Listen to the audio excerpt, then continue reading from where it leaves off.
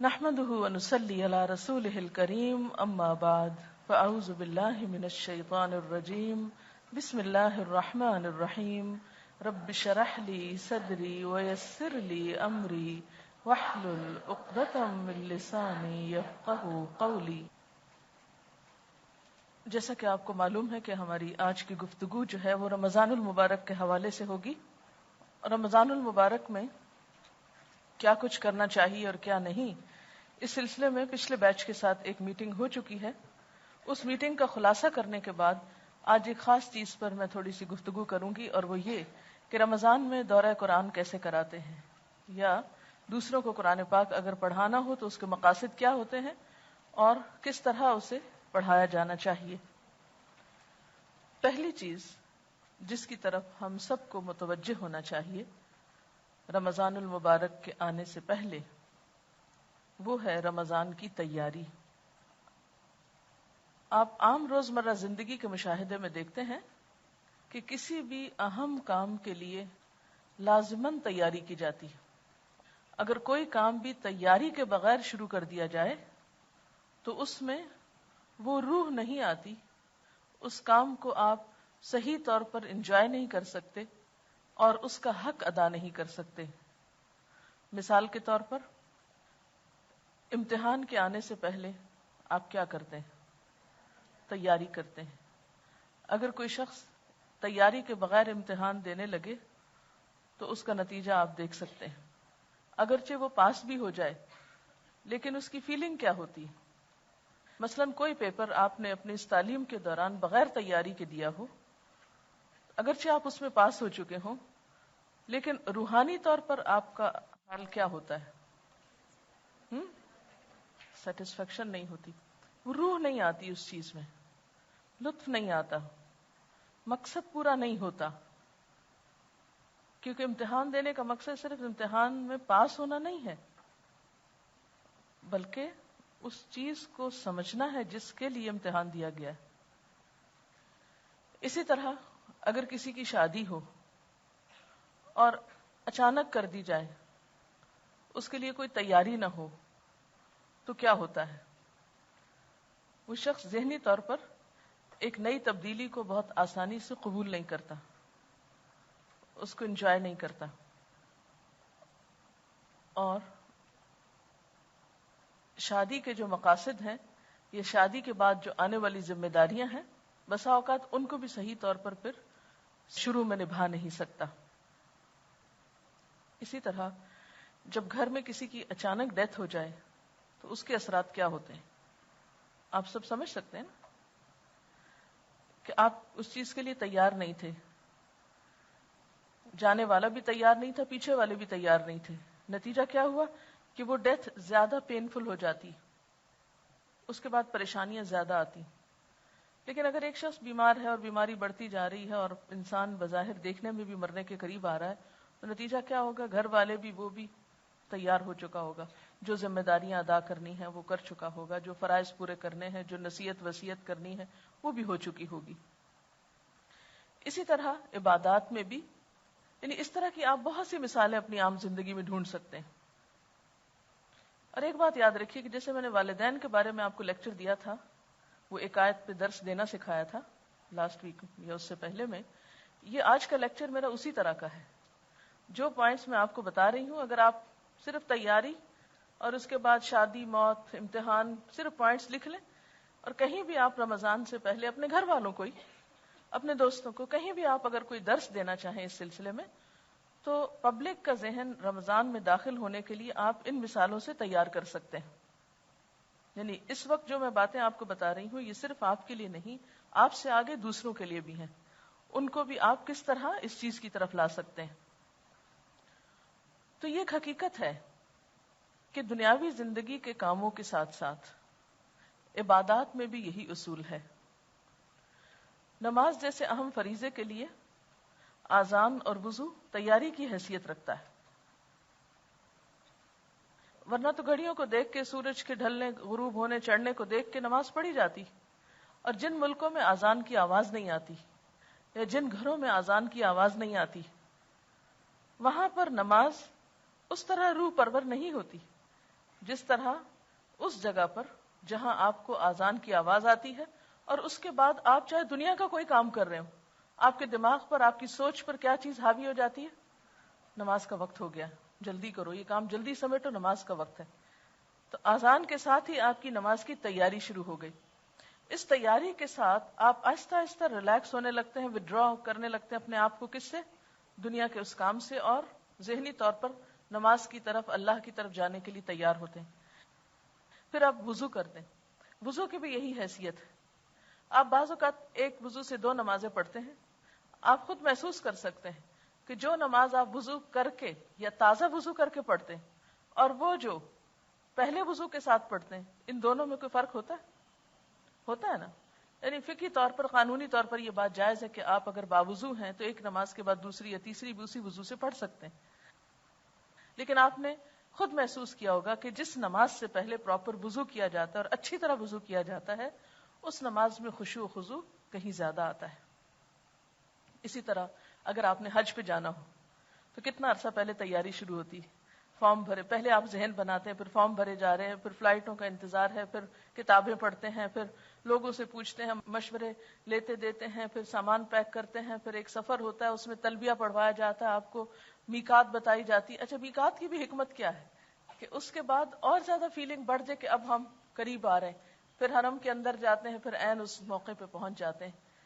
پھر اس کے بعد بھی آپ دیکھیں کہ حج کس چیز کا نام ہے؟ الحج عرفہ، عرفات کے دن کی حاضری کا نام ہے. لیکن عرفات جانے سے پہلے آپ کو راستے میں کہاں روکا جاتا ہے؟ منا میں روکا جاتا ہے. 9 تاریخ سے پہلے ہی آپ کا سفر 8 کی دوپہر سے شروع کر دیا جاتا ہے، یوم الترویہ جس کو کہتے ہیں. اور ترویہ کا معنی آپ کو معلوم ہے کیا ہے؟ سیراب کرنا. اہل عرب حج پہ جانے کے لیے 8 تاریخ کو اپنے اونٹوں کو سیراب کرتے تھے، خوب پانی پلاتے تھے.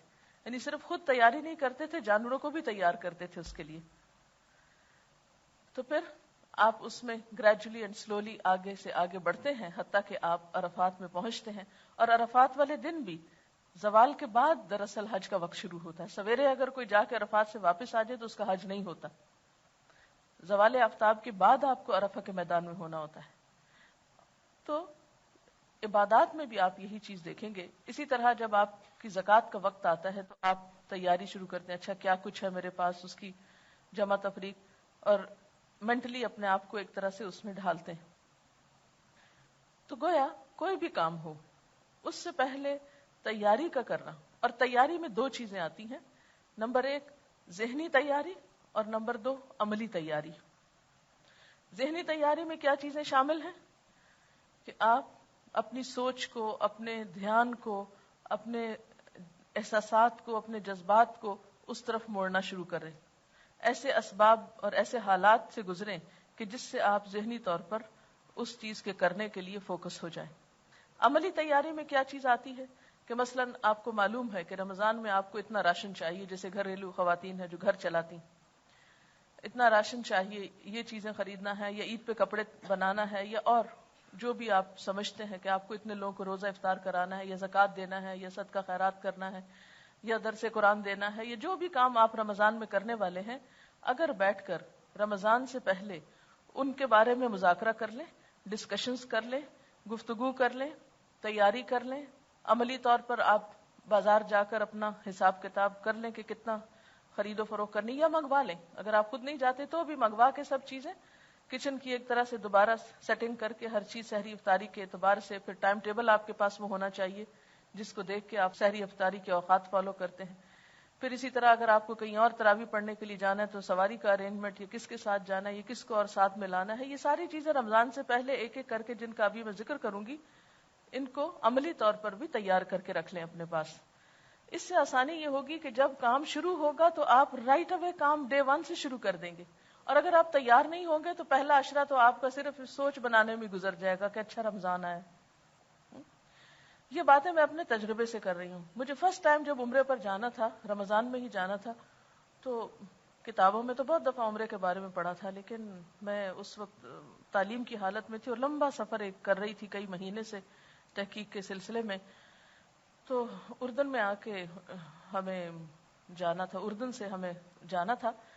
تو مجھے لالچ یہ تھی کہ کیوں نہ کچھ اسکالر سے مل لیا جائے. ایک عالم کے پاس سے اٹھتے تو دوسرے کے پاس، دوسرے سے تیسرے، ہمارا دن انہی سوچوں اور انہی مشغلوں میں گزر جاتا، یا لائبریریاں یا عالم. بہت نیک کام تھا، لیکن جو نفل عبادت بھی یعنی عمرہ ہم کرنے جا رہے تھے اس کے لیے میں ذہنی طور پر اپنے آپ کو تیار ہی نہیں کیا. لہذا نتیجہ یہ ہوا کہ جب فائنل ہو گیا، پہلے تو سیٹ کا بھی کچھ مسئلہ تھا کہ آخری اشرے میں سیٹس بہت مشکل ہوتی، اس کی طے نہیں ہو رہا تھا، تو وہ پھر ہاف ہارٹیڈلی انسان تیاری کرتا ہے نا. جب وہ ہو گئی تو اچانک مجھے جانا پڑا. مجھے یاد ہے میرے پاس تو احرام کے لیے پراپر چادر ہی نہیں ہے، اور مجھے اور کیا کرنا ہے. اور جس وقت میں جا رہی تھی تو میں جسے کہتے ہیں نا کہ روحانی طور پر پوری طرح ان نہیں تھی، میں وہ لائبریریوں اور کتابوں اور استادوں میں کھوئی ہوئی تھی. تو اگرچہ آپ پڑھ رہے ہیں، اس وقت تعلیم حاصل کر رہے ہیں، آپ بھی روز قرآن پڑھ رہے ہیں، سبق یاد کر رہے ہیں، ٹیسٹ دے رہے ہیں، یہ کر رہے ہیں، وہ کر رہے ہیں، یہ سب بڑے نیک کام ہے اپنی جگہ. یا اسی طرح گھر میں کچھ اور دنیا داری کے کام کر رہے ہیں، اچھا ہے، کسی کی خدمت، کچھ بھی آپ مباح کاموں میں ہیں. لیکن ان سب چیزوں کے باوجود آپ کو تھوڑا سا ٹائم ضرور نکالنا ہے جس میں بیٹھ کر آپ اپنے آپ کو چیک کریں کہ میں نے کیا ذہنی اور عملی تیاری کر لی ہے یا نہیں کی.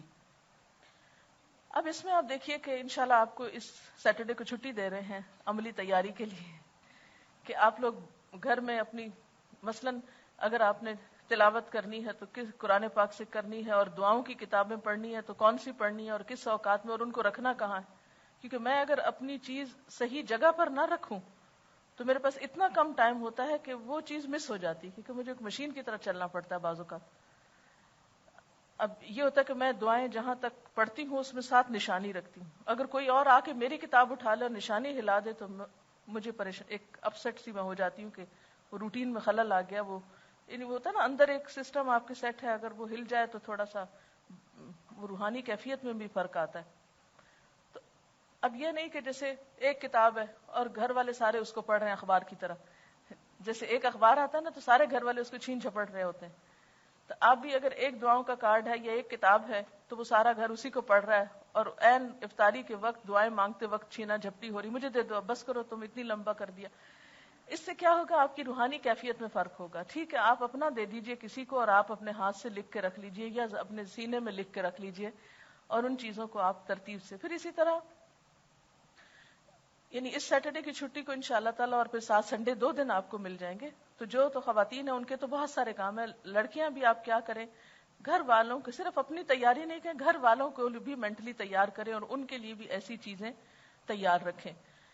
ایک چھوٹا سا کارڈ لے لیں. اور میں عموماً کیا کرتی ہوں، جو شادی وادی کے کارڈ آتے ہیں نا وہ اتنے مہنگے ہوتے ہیں عام طور پر، اور اس کے ایک سائڈ پہ کچھ چھوٹی سی بات لکھی ہوتی ہے، دوسری سائڈ خالی ہوتی، پھینکتے ہوئے بھی دل نہیں کرتا، جمع کر کے بھی بے وجہ کا جنگ اکٹھا ہو جاتا ہے. تو میں ہمیشہ اس کی بیک سائڈ کو اس طرح کی اپنے ذہنی طور پر جو باتیں مجھے کرنی ہوتی ہیں ان کو لکھ کے سامنے رکھ لیتی ہوں.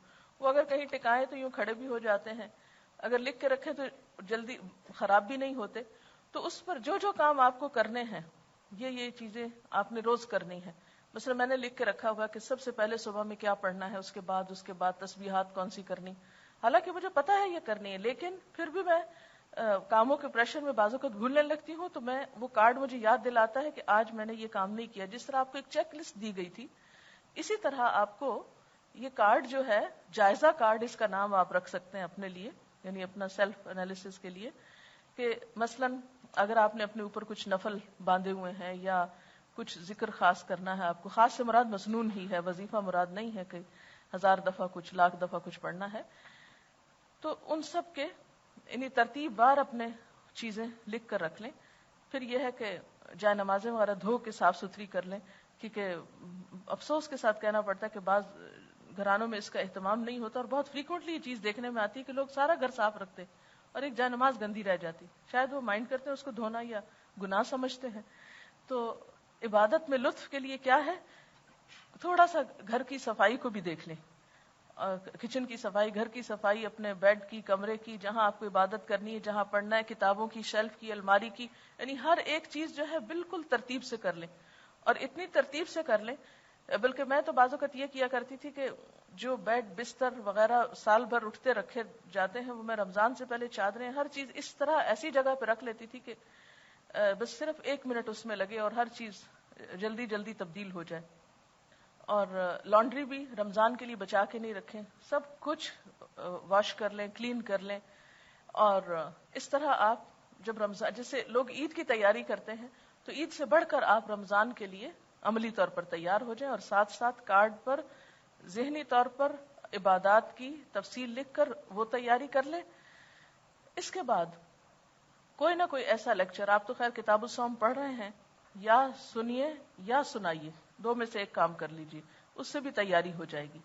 مثلا جو باتیں پچھلے بیچ کی میٹنگ میں ان لوگوں کو بتائی گئی تھی، اور جو کراچی کا پہلا یہاں دورہ قرآن ہوا تھا، اس سے پہلے ایک دن پورا ہم نے 2 گھنٹے یا 2.5 گھنٹے استقبال رمضان پہ بات کی تھی.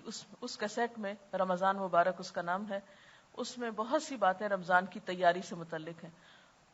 گھر والوں کو سنا سکتے ہیں، کچھ پوائنٹس لکھ کر آپ درس دے سکتے ہیں. اس طرح کیا ہوگا کہ اس کا بار بار تذکرہ کرنے سے کہ رمضان آ رہا ہے اور رمضان میں افطاری کا اتنا ثواب ہے، اس کام کا اتنا اجر ہے، یہ کام ایسے کرنا ہے، تو اب کیا ہوگا کہ آپ ایک طرح سے مینٹلی تیار ہو جائیں گے کہ آپ کو یہ اور یہ کام کرنے ہیں.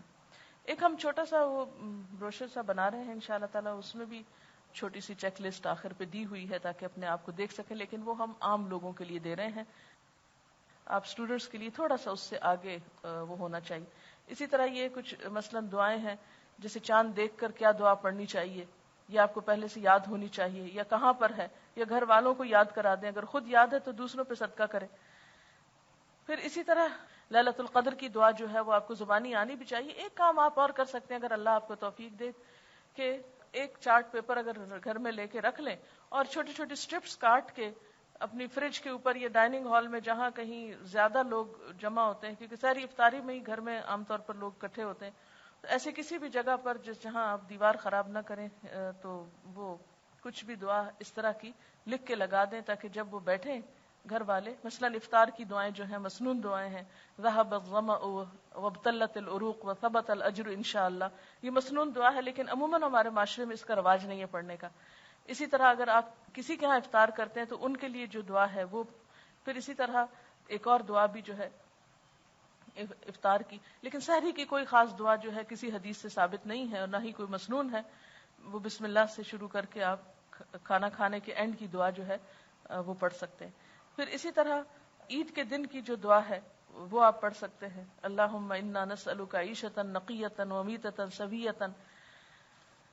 یہ ورقہ ہم انشاءاللہ اویلیبل کر دیں گے، اس میں ہوگی، ہم چاہتے تو تھے اس کو پراپر شیپ دیں، لیکن ابھی اس سال اگر اتنا ہی ہو کہ یہ صرف یاد دہانی کے لیے کاغذ آپ کے لیے اویلیبل ہو تو یہ بھی کافی ہے.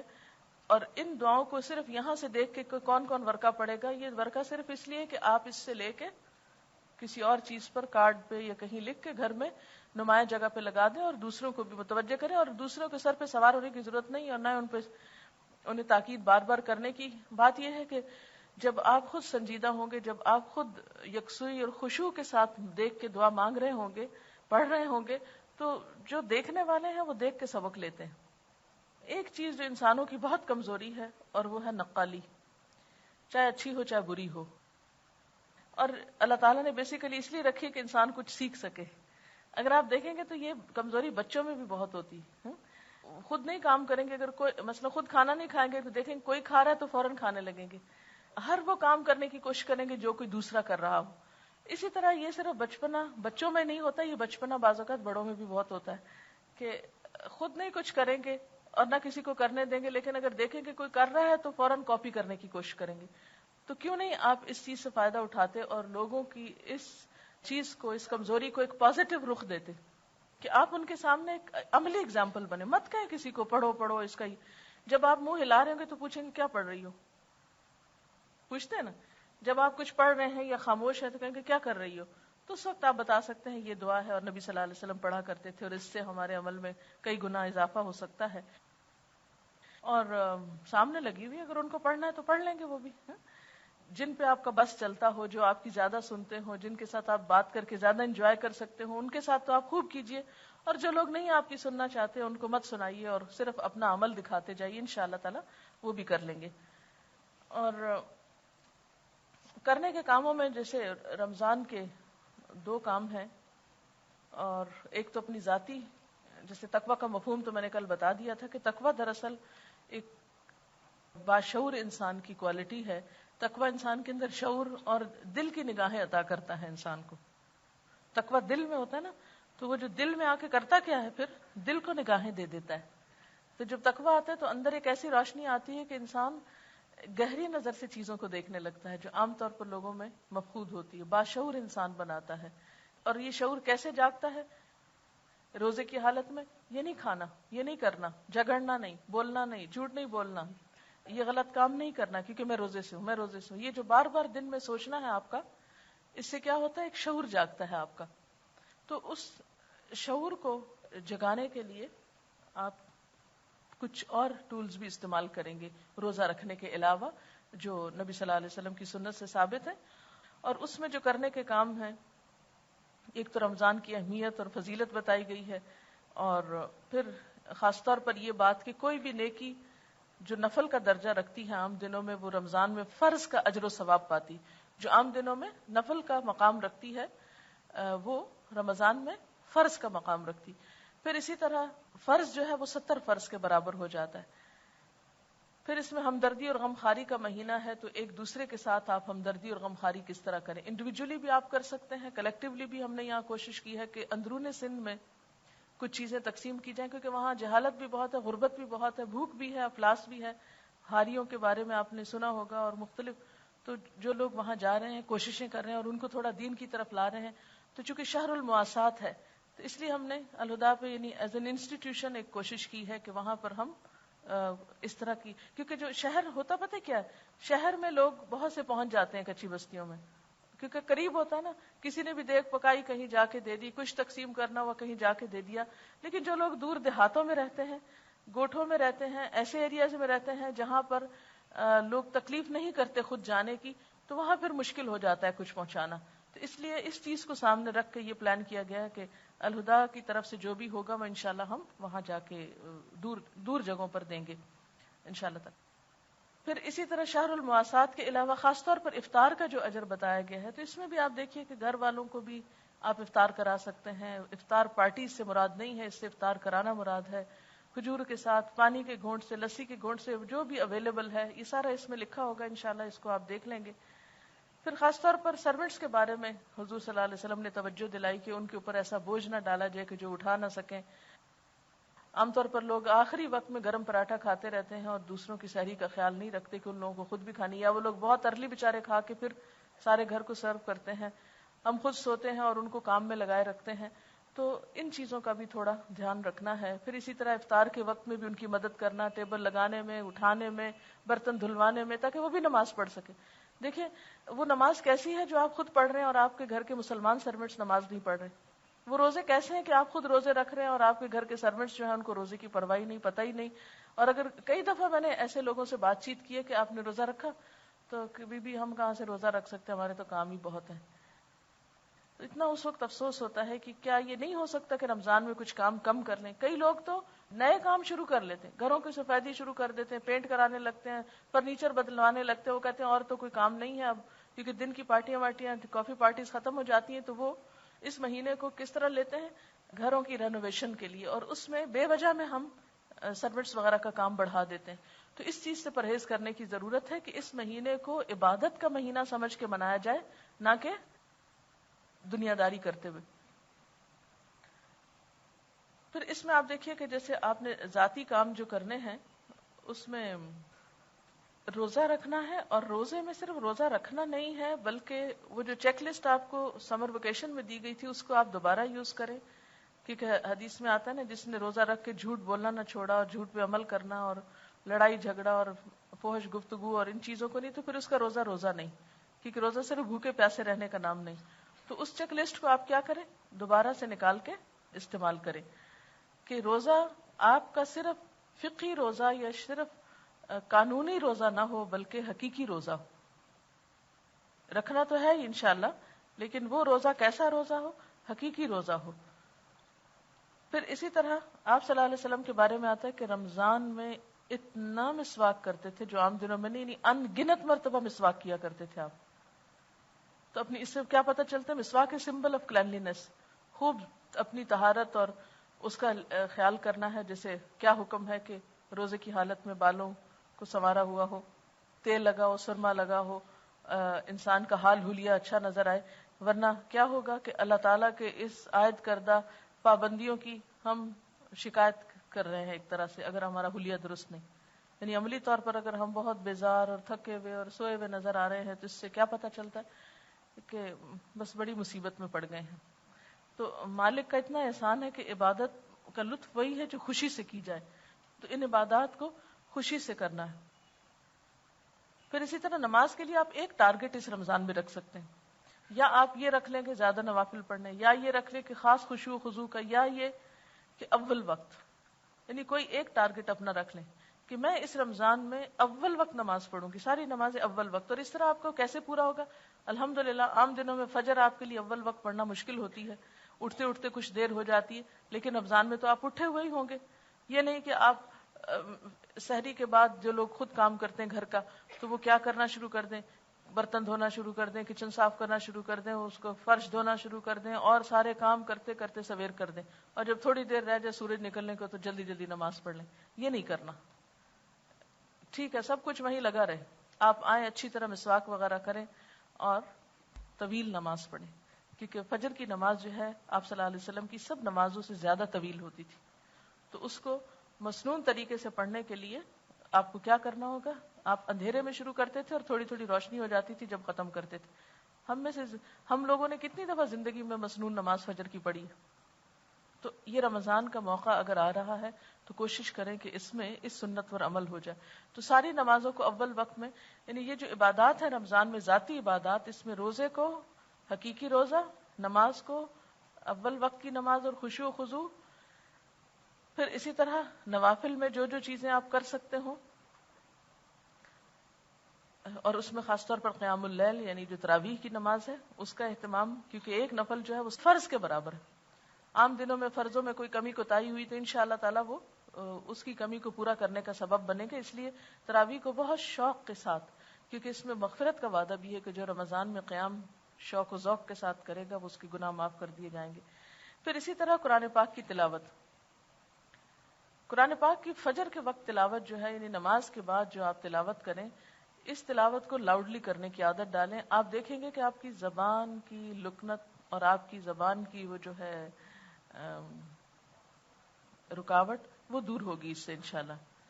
یعنی اگر آپ تجربہ کر کے دیکھیں کہ صبح کے وقت اگر آپ اونچا پڑھنا شروع کریں تو عام طور پر ہوتا کیسے، یہ میں اپنے ذاتی تجربے سے یہ بات بھی کر رہی ہوں. عموماً یہ ہوتا ہے کہ جیسے میں شروع کرتی ہوں نا تو وہ خاموشی ہوتی ہے نا، اس سے پہلے خاموشی ہوتی ہے، سب کچھ آہستہ آہستہ بول رہی، کسی سے بات نہیں کی ہوتی. جب میں شروع کرتی ہوں تو شروع کی چند آیتیں جو ہوتی ہیں وہ ذرا سی اٹکتی ہیں. اٹکنے سے مراد یہ کہ ذرا وہ اس میں وہ لطف نہیں آتا. پھر کرتے کرتے جب آپ بند کرتے ہیں تو آپ نے دیکھا ہوگا کہ آپ بالکل چالو ہو چکے ہوتے ہیں، اور اس کے بعد جب آپ نکل کے کوئی اور کام کرنے لگتے ہیں تو اس میں بھی آپ کی ایک خاص فلوئنسی آتی. تو اس چیز کو آپ نے نہیں جانے دینا، یعنی کچھ نہ کچھ وقت اس کے لیے ضرور نکالنا ہے کہ لاؤڈلی آپ کو تلاوت. مثلا کچھ جن لوگوں کے گھر دور ہیں اور یہاں آنے میں ان کو بہت ارلی نکلنا پڑتا ہے اور وہ یہ نہیں کر سکتے تو وہ کیا کریں، راستے میں کچھ نہ کچھ، جیسے بس چل رہی ہے، گاڑی چل رہی ہے تو اس میں بھی پڑھ سکتے ہیں. پھر اسی طرح یہ جو صبح شام کی دعائیں ہیں خاص طور پر ان کو پڑھنے کی عادت ڈالنی ہے. رمضان میں انشاءاللہ آپ کو یہ پڑھا دی جائیں گی اور ان کو آپ زبانی یاد کرنے کی بھی کوشش کریں اور روزانہ ان کو پڑھیں بھی. پھر اس کے بعد یہ کہ قرآن پاک سے تعلق جو ہے اور اس میں خود پڑھنے کے علاوہ دوسروں کو سکھانا، یہ انشاءاللہ میں ابھی اس موضوع پہ آتی ہوں کہ آپ اگر دورہ قرآن کرانا چاہیں یا سکھانا چاہیں تو اس کے لیے اہم چیز کیا اختیار کریں گے. باقی ہے کہ دن بھر چلتے پھرتے آپ تسبیحات وغیرہ کریں. اعتکاف جو ہے بہت اچھی عبادت ہے، لیکن آپ لوگوں کے لیے شاید ممکن نہ ہو اپنے تعلیم کے سلسلے کی وجہ سے، کیونکہ یہ ایک ہی سال ہے آپ کے پاس اور آئندہ ہو سکتا ہے کہ آپ کو بہتر موقع ملے. تو وہ اگر نہیں بھی کر سکیں تو کوشش کریں ایک دن کا یا دن کے کچھ حصے کا کچھ وقت آپ ضرور اعتکاف کریں. یعنی مسنون اعتکاف تو 10 دن کا ہے، لیکن ایک دن کے لیے یا آدھے دن کے لیے اگر حالات اجازت دیتے ہوں. یہ نہیں کہ گھر والے رو رہے ہیں اور بچے بھوکے مر رہے ہیں اور آپ اعتکاف میں بیٹھ گئے ہیں، لیکن اگر کوئی اور ان کو دیکھنے والا ہے یا آپ نے ان کا انتظام کر دیا تو کچھ گھنٹے ایسے گزاریں کہ جس میں کوئی آپ سے بات نہ کرے اور آپ کسی سے کوئی بات نہ کرے، خاموش بیٹھ کے ایک طرف عبادت کریں. اس سے آپ وہ لطف اٹھائیں گے کہ اکیلے تنہائی میں ٹیلی فون اٹینڈ کیے بغیر، باتیں کیے سنے بغیر جو عبادت ہے اس کا لطف کیا ہے. کیونکہ عموماً ہم کیا کرتے ہیں جب نماز پڑھنے تو فون بج جاتا ہے، گھر کی گھنٹی بج جاتی، دروازے پہ کوئی آ گیا، کوئی آواز دے دیتا ہے، بچے آ کے ٹانگوں سے چمٹ جاتے ہیں، جن کے چھوٹے بچے، یعنی کچھ نہ کچھ جاری رہتا ہے. تو جیسے آپ بازار جانے کے لیے اپنے بچوں کو یا یہاں آنے کے لیے تھوڑی دیر کے لیے کسی کے پاس چھوڑ دیتے ہیں، تو آپ بڑے بہن بھائیوں کو کہیں چھوٹوں کو دیکھ لیں یا کسی بھی طرح، تو کچھ وقت آپ ضرور اس میں نکالنے کی کوشش کریں. کسی بھی آخری جو ہے عشرے کے کسی بھی دن میں، اگر آخری دن ہو تو بہت ہی اچھا ہے، آخری جاتے ہوئے لمحات کو کیچ کریں اور اس میں خوب خوب دعائیں کریں. اور آپ یہ بھی معمول کر سکتے ہیں کہ ہر روز افطار سے پہلے آدھا گھنٹہ سب کچھ تیار کر کے آپ لگا دیں، اور پھر اس کے بعد آپ قرآن پاک کی تلاوت شروع کر دیں اور دعائیں مانگتے ہوئے روزہ افطار کریں. تو وہ بھی بہت، افطار کے وقت روزہ دار کے لیے جیسے کہا گیا نا، دو خوشیاں ہیں، ایک اس کے اللہ تعالیٰ کی ملاقات کے وقت اور ایک روزہ افطار کرتے وقت. اگر آپ وہ وقت باتوں میں اور شور ہنگامے میں اور گھر میں ٹیلی ویژن چل رہا ہے کہ جی وہ پتہ چلے کہ کیا اس کا ٹائم ہو رہا ہے، روزہ کس وقت کھل رہا ہے، اور اس میں میوزک بج رہا ہے اور ایک عجیب بے روح سی کیفیت ہے گھر کی، تو اس کی بجائے آپ گھڑیوں کے ٹائم بالکل ٹھیک کر لیں، اپنے چارٹ پاس لگا لیں تاکہ آپ ایسی چیزوں کے محتاج نہ ہو کہ جس سے گھر میں شور ہنگامہ کی کیفیت ہو. گھر کے لوگوں کو بھی اگر آپ کے بس میں ہے، کیونکہ ہر ایک کے حالات مختلف ہیں، اس لیے میں ڈفرینٹ آپشنز پہ بات کر رہی ہوں. تو اگر آپ خود مختار ہیں یا گھر کے امور آپ کی مرضی سے طے پاتے ہیں خاص طور پر، تو اس میں کیا کریں کہ کوشش کریں آدھا گھنٹہ نہیں تو 15 منٹ، 15 نہیں تو 10 منٹ، 10 نہیں تو ایٹ لیسٹ 5 منٹ افطار سے پہلے آپ ضرور کسی گوشے میں بیٹھ کے تلاوت کر کے اور افطار کا یعنی دعائیں مانگتے مانگتے. اور اس کے لیے بھی ایک اور چیز یہ ہے کہ اگر تو کوئی ہے گھر میں جیسے بچے ہیں تو کوشش کریں ہر روز ایک بچے کی ڈیوٹی لگا دیں افطار کرانے کی. اس سے کیا ہوگا، باقی لوگوں کو یکسوئی مل جائے گی اور اس بچے کو افطاری کا ثواب مل جائے گا. دوسرے دن دوسرے کی ڈیوٹی لگا دے، وہ سب کو افطار کرائے، سب بیٹھے اپنا اپنا قرآن پڑھ رہے ہیں، اور ایک شخص جو ہی وہ روزہ کھلے وہ الرٹ ہو اور وہ اٹھ کے سب کو کھجور پانی وغیرہ سرو کر دے. کیونکہ عام طور پر کیا ہوتا ہے کہ ہر کوئی کہتا ہے اچھا کھلا ہے کہ نہیں روزہ، قرآن پڑھ رہے ہیں، اچھا مجھے بتانا جب وہ کھل جائے. اس سے عبادت کی روح چلی جاتی. آپ لگ جائیں اپنے دھیان سے پوری طرح عبادت میں، اور ایک شخص کی ڈیوٹی لگا دے، اس کو نگران بنا دے، وہ آپ کو آ کے خود ہی بتا بھی دے اور سرو کر دے.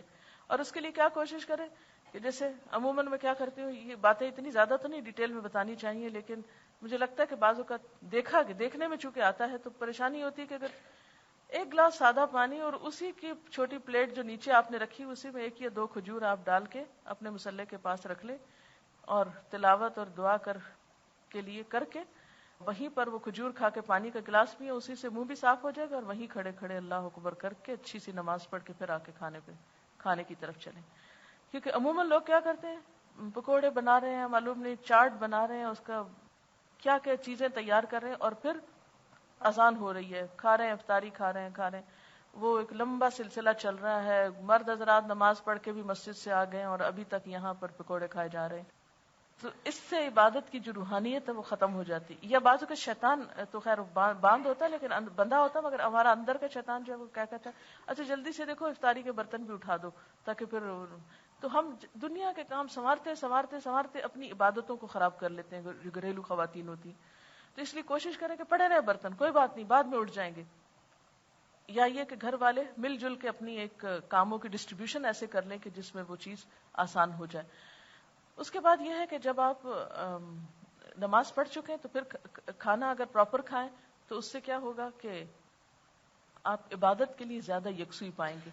اور افطار اور اس کے بیچ میں کوشش کریں کہ کم از کم آدھا گھنٹہ یا 40 منٹس کا ایسا گیپ ہو کہ جس میں آپ چل پھر کے کچھ اپنا تھوڑا گھر کا سمیٹ لیں، تھوڑا چائے پی لیں، تھوڑا ریلیکس ہو کر. میں عموماً کوشش کرتی ہوں کہ جیسے نماز تراویح پڑھنے سے پہلے یا کلاس میں آنے سے پہلے کچھ دیر کی خاموشی اختیار کرتی ہوں.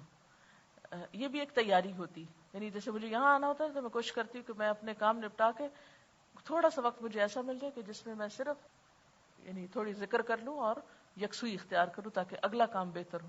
اسی طرح میری عادت ہے کہ میں تراویح سے پہلے 5-7 منٹ کے لیے لیٹ جاتی ہوں خاموشی سے، اگر حالات اجازت دے، اللہ ہی کہ کوئی مہمان ہو یا کچھ، ورنہ اپنی روٹین جو اپنے ہاتھ میں ہوتی تو اس میں یہ ہے کہ ایک پوری ریلیکسیشن کی کیفیت ہوتی ہے. اگر آپ ریلیکس کرنے کے لیے اگر کوئی ایکسرسائزز آپ کرتے ہوں تھوڑی بہت تو آپ اپنے آپ کو اس طرح بھی ریلیکس کر سکتے ہیں. پھر آپ دوبارہ وضو وغیرہ کر کے پھر آپ تراویح پڑھیں، پھر آپ دیکھیں کہ بہت لطف کے ساتھ آپ کی تراویح پڑھی جائے گی.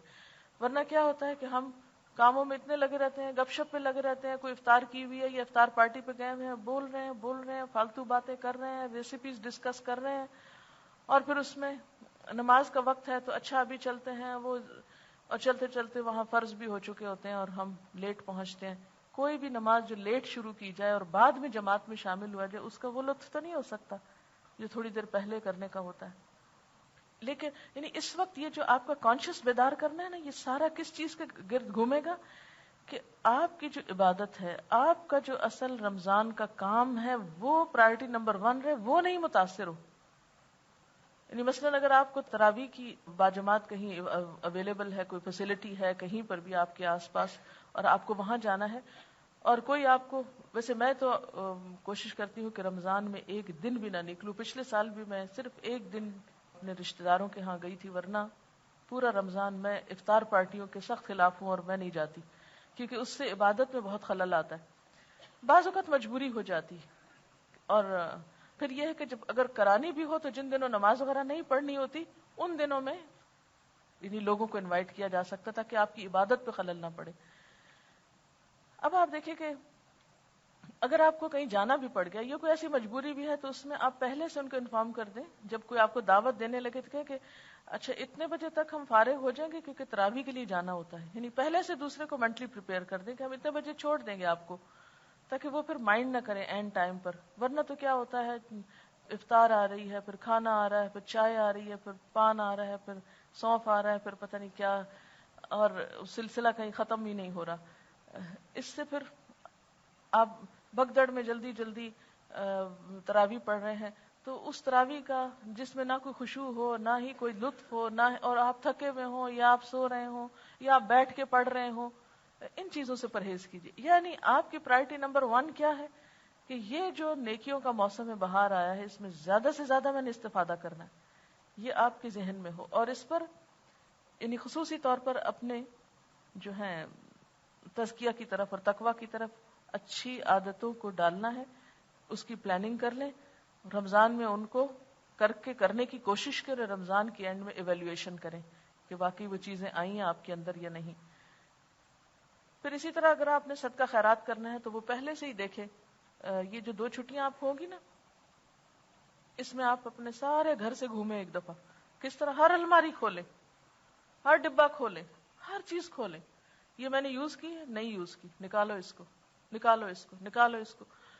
یعنی ان سب چیزوں کو نکال کے پیکٹ بنا کے جو کچھ بھی کرنا ہے انہیں رکھ لیں. اور جب رمضان شروع ہو تو جو جو ضرورت مند نظر آئے، جو جو جہاں جہاں استعمال ہو سکتا ہو، ان چیزوں کو، یعنی ڈی جنکنگ کا جو کانسیپٹ ہے ہمارے ہاں تو وہ تزکیہم و تطہرہم والی بات ہے کہ تزکیہ اور طہارت گھر کی بھی اور دل کی بھی دونوں ہی مقاصد حاصل ہوتے ہیں. تو وہ آپ ان 2 دنوں میں کر کے رکھ لیں، یا ایٹ لیسٹ اپنی لسٹ ایک بنا لیں کہ یہ چیزیں مجھے نکالنا ہے، تاکہ رمضان کے کچھ لمحات بھی اس طرح کے کاموں میں کہ اسٹور صاف کرنے کھڑے ہو گئے آپ، چھٹی تو خیر ہونی نہیں آپ کو کیونکہ اس رمضان میں سنڈیز کو بھی آف نہیں ہوتا کیونکہ دورہ قرآن چلتا ہے. آخر میں پھر جلدی چھٹی ہو جائے گی نا انشاءاللہ تعالی، کیونکہ 26 رمضان کو ختم قرآن ہو جائے گا. کتنا ڈر رہے ہیں نا، توبہ توبہ. دیکھیں کہ رمضان میں روزے کا ثواب اور اجر اتنا ہوتا ہے. خیر جن لوگوں کی بہت حقیقی مجبوری ہے ان کا پھر آپ اپنے سامنے مجبور اور معذور لوگ کیوں رکھتے ہیں کہ آپ ان کو فالو کریں. لیکن میں کلاس میں عام طور پہ ٹرینڈ دیکھتی ہوں کہ کچھ خواتین ایسی ہیں جن کی حقیقی مجبوری ہیں اور ہمارا دل چاہتا ہے کہ ان کو ریلیکس کریں، لیکن صرف اس ڈر سے نہیں کر پاتے کہ یہ دوسرے لوگ بھی ان کو کاپی کرنے لگیں گے، ان کو فالو کریں گے. تو ہمیں اپنی زندگی میں مجبور لوگوں کو یا معذور لوگوں کو آئیڈیالائز نہیں کرنا، ان کو نہیں اپنا آئیڈیل بنانا، بلکہ فاستبقوا الخیرات، جو آگے جا رہے ہیں نیکی کے کاموں میں، ان کو کاپی کرنا ہے کہ وہ کتنا کر رہا ہے اور اس کے مقابلے میں میرا عمل کتنا ہے. خود آپ ٹرینڈ سیٹر ہو، نہ کہ ادھر ادھر بہانے کر کے اور جن لوگوں کی کوئی مجبوریاں ان کو دیکھ کے آپ بھی ریلیکس ہو جائیں اور چھٹی کر کے بیٹھ جائیں. خیر اب یہ ہے کہ جو آپ نے زکوٰۃ نکالنی ہے، اسی لیے آپ کو معلوم ہے یہ کتاب الزکوٰۃ آپ کو کیوں پڑھائی گئی ہے. اور آج آپ کے سوال اچھے ہو گئے کہ ابھی تو نہیں میرا خیال، اچھا دے دیا ہے، ٹھیک ہے. تو اب الحمدللہ دیکھیں نا، آپ کو اتنی پریکٹیکل اسائنمنٹ ملی ہے، اگر آپ وہ کر لیں تو انشاءاللہ تعالیٰ اپنی کیا دوسروں کی بھی زکوٰۃ کا حساب کر کے دے دیں گے. کیونکہ اکثر لوگ اس پریشانی میں مبتلا ہوتے ہیں کہ زکوٰۃ کا حساب نہیں کرنا آتا، وہ دوسروں سے پوچھتے رہتے ہیں اور دے نہیں پاتے. تو اپنا بھی آپ اب عملی طور پر حساب کتاب کر کے نکال کر رکھ لیں، کہاں کہاں دینا ہے، کیسے کرنا ہے اس کا بھی، تاکہ رمضان آئے اور بس صرف اٹھا کے دینے کی بات ہو، تیاری ابھی سے ہی ہو. پھر اس کے علاوہ یہ ہے کہ جو آپ نے دعوت و تبلیغ کرنی ہے، ٹھیک ہے نا، اس میں خاص طور پر جو دورہ قرآن ہے، یعنی کئی قسم کی تبلیغ آپ کر سکتے ہیں رمضان میں. ایک تو دن میں آپ قرآن پاک کا دورہ قرآن جسے بولتے ہیں ترجمے کے ساتھ، اور رات میں تراویح کے وقفوں میں اگر آپ کی مرضی، یعنی اگر آپ کی پلاننگ کو کوئی ایکسپٹ کر لے، جیسے کسی کے گھر میں ہو رہی ہیں یا اپنے گھر میں آپ ہمسایوں کو بلا کے تراویح کر رہے ہیں یا کوئی بھی طریقہ، اور ظاہر ہے کہ اگر مسجد میں ہو رہی ہیں تو اس میں تو آپ کی کوئی مرضی نہیں ہو سکتی، اس کے مطابق ہی آپ کو چلنا ہوگا. تو دو بڑے حصے ہو سکتے ہیں تبلیغ کے، ایک دن میں دورہ ترجمہ اور رات میں تراویح کے اوقات میں تعلیم. فائدہ کیا ہے ان دو کاموں کا؟ صبح کے وقت میں فجر کی تو تلاوت ہے، اور دن کو قرآن کا سمجھنا ہے. یہ کیوں ضروری ہے رمضان میں؟ اگر آپ اس آیت پر غور کریں، شہر رمضان الذی انزل فیہ القرآن ھدی للناس، وہاں قرآن کی تعریف کیا کی گئی ہے؟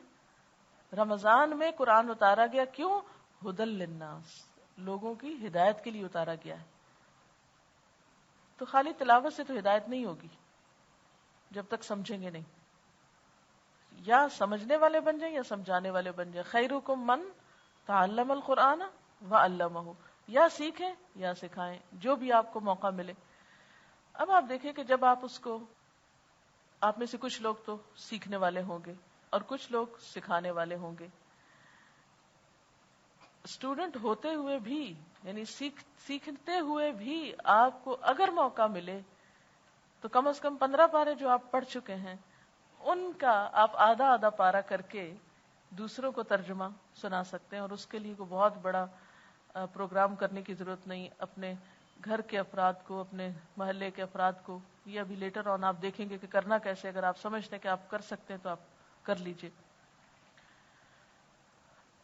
اب آپ دیکھیے کہ شہر رمضان الذی کی جو آیت ہے، اس میں ایک تو آیا ھدی للناس اور دوسرا ہے شہر رمضان الذی انزل فیہ القرآن ھدی للناس وبینات من الھدی والفرقان.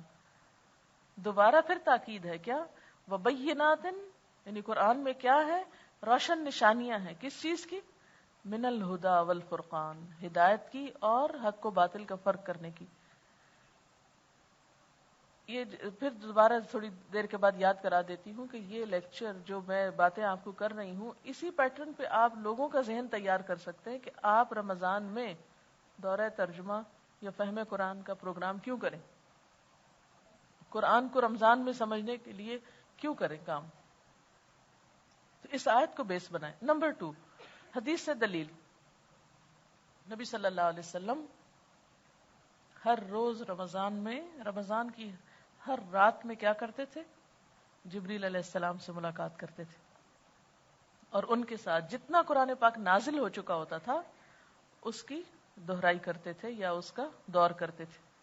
اور آخری سال میں آپ نے 2 بار کیا جب قرآن پاک ایک طرح سے مکمل ہو چکا تھا. تو کبھی انشاءاللہ آپ بھی 2 بار کریں گے، لیکن یہ ہے کہ اگر ایک بار بھی ہو جائے تو غنیمت ہے. تو قرآن کا جو مقصد ہے، مقصد ہدایت، وہ ہو نہیں سکتا پورا جب تک کہ سمجھا نہ جائے، اور سمجھنے کے لیے مل کر سمجھنے کی کوشش. اتنی خوبصورت حدیث آتی ہے نا جس میں آتا ہے کہ آپ صلی اللہ علیہ وسلم بہت زیادہ سخاوت کرتے تھے، لیکن جب آپ جبریل علیہ السلام سے ملاقات کرتے تو آپ تیز آندھی سے بھی بڑھ کر سخی ہو جاتے تھے. یعنی آپ کی سخاوت تیز آندھی سے بھی بڑھ کے ہوتی تھی. اور رمضان میں آپ ہر رات جبریل علیہ السلام سے، یا ہر روز کا لفظ یاد آتا ہے، جبریل علیہ السلام سے ملاقات کرتے تھے. کیونکہ اصل حدیث کے الفاظ کا جو پڑھنے کا لطف ہے وہ صرف مفہوم بتانے میں نہیں ہوتا، اس کو آپ کوٹ کر سکتے ہیں. تو اس میں آپ دیکھیے کہ آپ صلی اللہ علیہ وسلم بھی صرف تنہا تلاوت نہیں کرتے تھے رمضان میں. کیا کرتے تھے؟ جبریل علیہ السلام کے ساتھ کرتے تھے. اس سے کیا پتہ چلتا ہے کہ منیمم ایک شخص بھی ہو سکتا ہے دورہ قرآن کے لیے. ایک شخص بھی ہو سکتا ہے.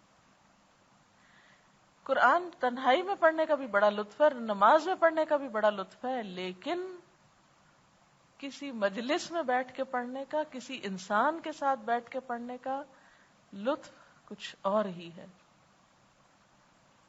اکیلے میں تو آپ کی اکیلی فیلنگ ہوتی ہے نا، لیکن دو لوگ ہوتے تو دو کی فیلنگ، یعنی آپ کے اندر بھی ایک ایمان کی لہر دوڑ رہی ہے، ادھر بھی آپ کی آنکھوں سے ایک چمک اٹھ رہی ہے، ادھر بھی. تو یہ جو آپ کا باہمی تعلق ہے اکٹھے بیٹھ کے، اس کا ایک اور فائدہ کیا ہے؟ وہ حدیث میں آتا ہے نا کہ جب مجتمع قوم فی بیت من بیوت اللہ، جب بھی کوئی گروہ اللہ کے گھروں میں سے کسی گھر میں جمع ہوتا ہے، مجتمع اجتماع جس سے نکلا ہے، یتلون کتاب اللہ، اللہ کی کتاب پڑھتا ہے. اور تلاوت کے معنی آپ کو پہلے پارے میں بتائے گئے تھے کہ صرف ریڈنگ نہیں ہوتی، تلا یتلو تلون میں غور و فکر بھی آتا ہے، ورنہ قرات ہوتی ہے. جو قرات ہوتی ہے نا سمپل، تلاوت قرات سے فرق ہے. قرات اور تلاوت میں فرق ہے. قرات از ریڈنگ، لیکن تلاوت صرف ریڈنگ نہیں ہوتی. یہ ہم نے اردو میں تلاوت کا مطلب صرف ریڈنگ رکھ لیا ہے. تلاوت میں انڈرسٹینڈنگ بھی شامل ہوتی ہے. اچھا، یتلون کتاب اللہ، اللہ کی کتاب پڑھتے ہیں، اس میں بھی سمجھنا. وَيَتَدَارَسُونَهُ بَيْنَهُمْ، اور اس کو آپس میں سیکھتے سکھاتے ہیں، ایک دوسرے کو اس کا درس دیتے ہیں. یتدارسون کا لفظ درس سے بھی. اس پر کیا ہوتا ہے؟ نزلت علیہم الرحمہ، رحمت نازل ہوتی ہے، تسکین نازل ہوتی ہے، فرشتے ان کو ڈھانک لیتے ہیں. یہ حدیث جو ہے اس کو آپ پراپر طریقے سے کوٹ کریں گے وہاں پر جہاں آپ نے دورہ قرآن کرانا ہے، یا ایک بھی شخص کو کرانا ہے، اپنی کسی بہن کو، بھائی کو، یا کہیں بھی کٹھے پڑھنے کا. یعنی بہت سے لوگ مجھے کہتے ہیں یہ آپ نے کیا بدعت نکال لی، لوگوں کو آپ قرآن پڑھانے بیٹھ جاتی ہیں رمضان میں یا اس طرح. یعنی تنقید کرنے والے تو ہر طرح کی تنقید کرتے ہیں نا، یہ بدعت نہیں ہے. روز قرآن کا پڑھنا اور سمجھنے کی کوشش کرنا اور مل بیٹھ کر پڑھنا. کیا آپ کو یاد نہیں کہ آپ صلی اللہ علیہ وسلم ایک دفعہ مسجد میں تشریف لے گئے، 2 حلقے تھے، ایک صرف ذکر کر رہا تھا اور ایک کیا کر رہا تھا؟ قرآن سکھا رہا تھا. آپ کن کے پاس بیٹھے تھے؟ جو دین سکھا رہے تھے. اور آپ نے کہا کہ انما بعثت معلما، اس لیے علم کی مجلسیں بہت بابرکت مجلسیں ہوتی ہیں. ان دنوں جب میں گئی بھی تھی اپنے اسلام آباد، تو جو میرا سینئر سٹاف ہے، جو میں 7-8 سال پہلے جنہوں نے پڑھا مجھ سے، تب وہ 7-8 سال سے جو قرآن پڑھ رہے ہیں، پڑھا رہے ہیں، تو ان کے ذرا بعض اوقات گفتگو کا لیول ان کا کافی اچھا ہوتا ہے، تو لطف آتا ہے بات کر کے ذرا علمی لحاظ سے اور قرآن کے اعتبار سے. تو ایسے ہی کسی سے میری بات ہو رہی تھی، تو کہ اسلام کی جو ابتدائی سینچریز ہیں اس میں مسلمانوں نے بے پناہ ترقی کی، دین اور دنیا دونوں میں فتوحات بھی بے پناہ ہوئی ہیں. اس کے پیچھے کیا ریزن تھی؟ وجہ کیا تھی؟ اسباب کیا تھے اس کے؟ ہم اکثر سوچتے رہتے ہیں، اس پہ گفتگو کرتی رہتی ہوں کہ وہ کیا چیز تھی جس نے اتنی ارلی ایج میں، یعنی پہلے ہی 100 سال کے اندر سائنس کی بہت سی چیزیں جو ہیں ان میں ترقی ہوئی. حضرت عثمان کے دور میں بحری بیڑا گیا، یعنی مسلمانوں نے بحری سفر اختیار کیا اور اس میں جہاد کیا، اور بھی اس طرح کی بہت سی چیزیں جو حیرت انگیز ترقی ہے نا، یعنی تیزی کے ساتھ مسلمان ہر میدان میں آگے بڑھے. تو بہت سارے جب چیزیں دیکھتے ہیں تو جو چیز ایک بہت ہی اہم فیکٹر نظر آتی ہے وہ ہے علم کا شوق. یعنی علم کے شدائی تھے، جنون کی حد تک علم کا شوق نظر آتا ہے. اور آج اگر ہم اپنی جو تنزل یا ذلت ہے اس کا سبب دیکھیں تو اس میں بھی شعور کی کمی ہے، علم کی کمی ہے. تو جب تک اویئرنیس نہیں ہوگی، جب تک مسلمان تقوی والی زندگی نہیں بسر کریں گے، باشعور نہیں ہوں گے، اس وقت تک حالت نہیں بدل سکتی. اور خدا نے آج تک اس قوم کی حالت نہیں بدلی، نہ ہو جس کو خیال اپنی حالت کے بدلنے کے. جب تک ہم نہیں بدلیں گے تو اللہ کا قانون نہیں بدل. اس نے عقل دے دی، آنکھیں دے دی، کتابیں دے دی، ہم پڑھے نہیں تو پھر کس کا قصور ہے؟ تو ہمیں اس کتاب کو اس مہینے میں خاص طور پر ماسز تک پہنچانا ہے، میکسیمم لوگوں تک. کیوں؟ اس لیے کہ اس مہینے میں قرآن نازل ہوا تھا. قرآن کو اس سے خاص مناسبت ہے، اور روزے کی حالت میں قرآن پڑھنے اور پڑھانے کی جو کیفیت ہے وہ بالکل مختلف ہوتی ہے، اور اس کے سیکھنے اور سکھانے کا جو لیول ہے وہ بھی مختلف ہوتا ہے، اور اس کی تاثیر بھی مختلف ہوتی ہے. ایک خاص بصیرت پیدا ہوتی ہے روزے کی حالت میں. آپ بھوکے ہوتے ہیں نا تو آپ کو جسم جو ہے وہ نیچے ہوتا ہے اور روح نشو نما پا رہی ہوتی، تو وہ جو ایک روحانی کیفیت ہوتی ہے اس سے آپ کو ایک بصیرت اور ایک آگہی اور ایک تفکر، ایک تدبر اور ایک جو سمجھ بوجھ کا لیول ہے وہ آٹومیٹکلی بڑھ جاتا ہے. تو اس موقع سے فائدہ اٹھانا ہوتا ہے. اور یہ جو آپ کو معلوم ہے کہ قرآن پاک کو 30 چیپٹرز میں تقسیم کرنے کا جو وجہ تھی وہ کیا تھی؟ پڑھی تھی آپ نے علوم القرآن میں؟ ہاں؟ تاکہ رمضان میں ایک ایک سپارہ جو ہے اس سے، یعنی آپ صلی اللہ علیہ وسلم کے زمانے میں قرآن 30 حصوں میں ڈیوائیڈڈ نہیں تھا، یہ بعد میں ضرورتاً ہوا ہے. اور ضرورت بیسیکلی یہی پیش آئی کہ ہر روز ایک اتنا چنک ہو کہ جو ایک دن میں رمضان کی 30 راتوں میں اسے پڑھا جا سکے یا دنوں میں اس کو آسانی سے پڑھا جا سکے.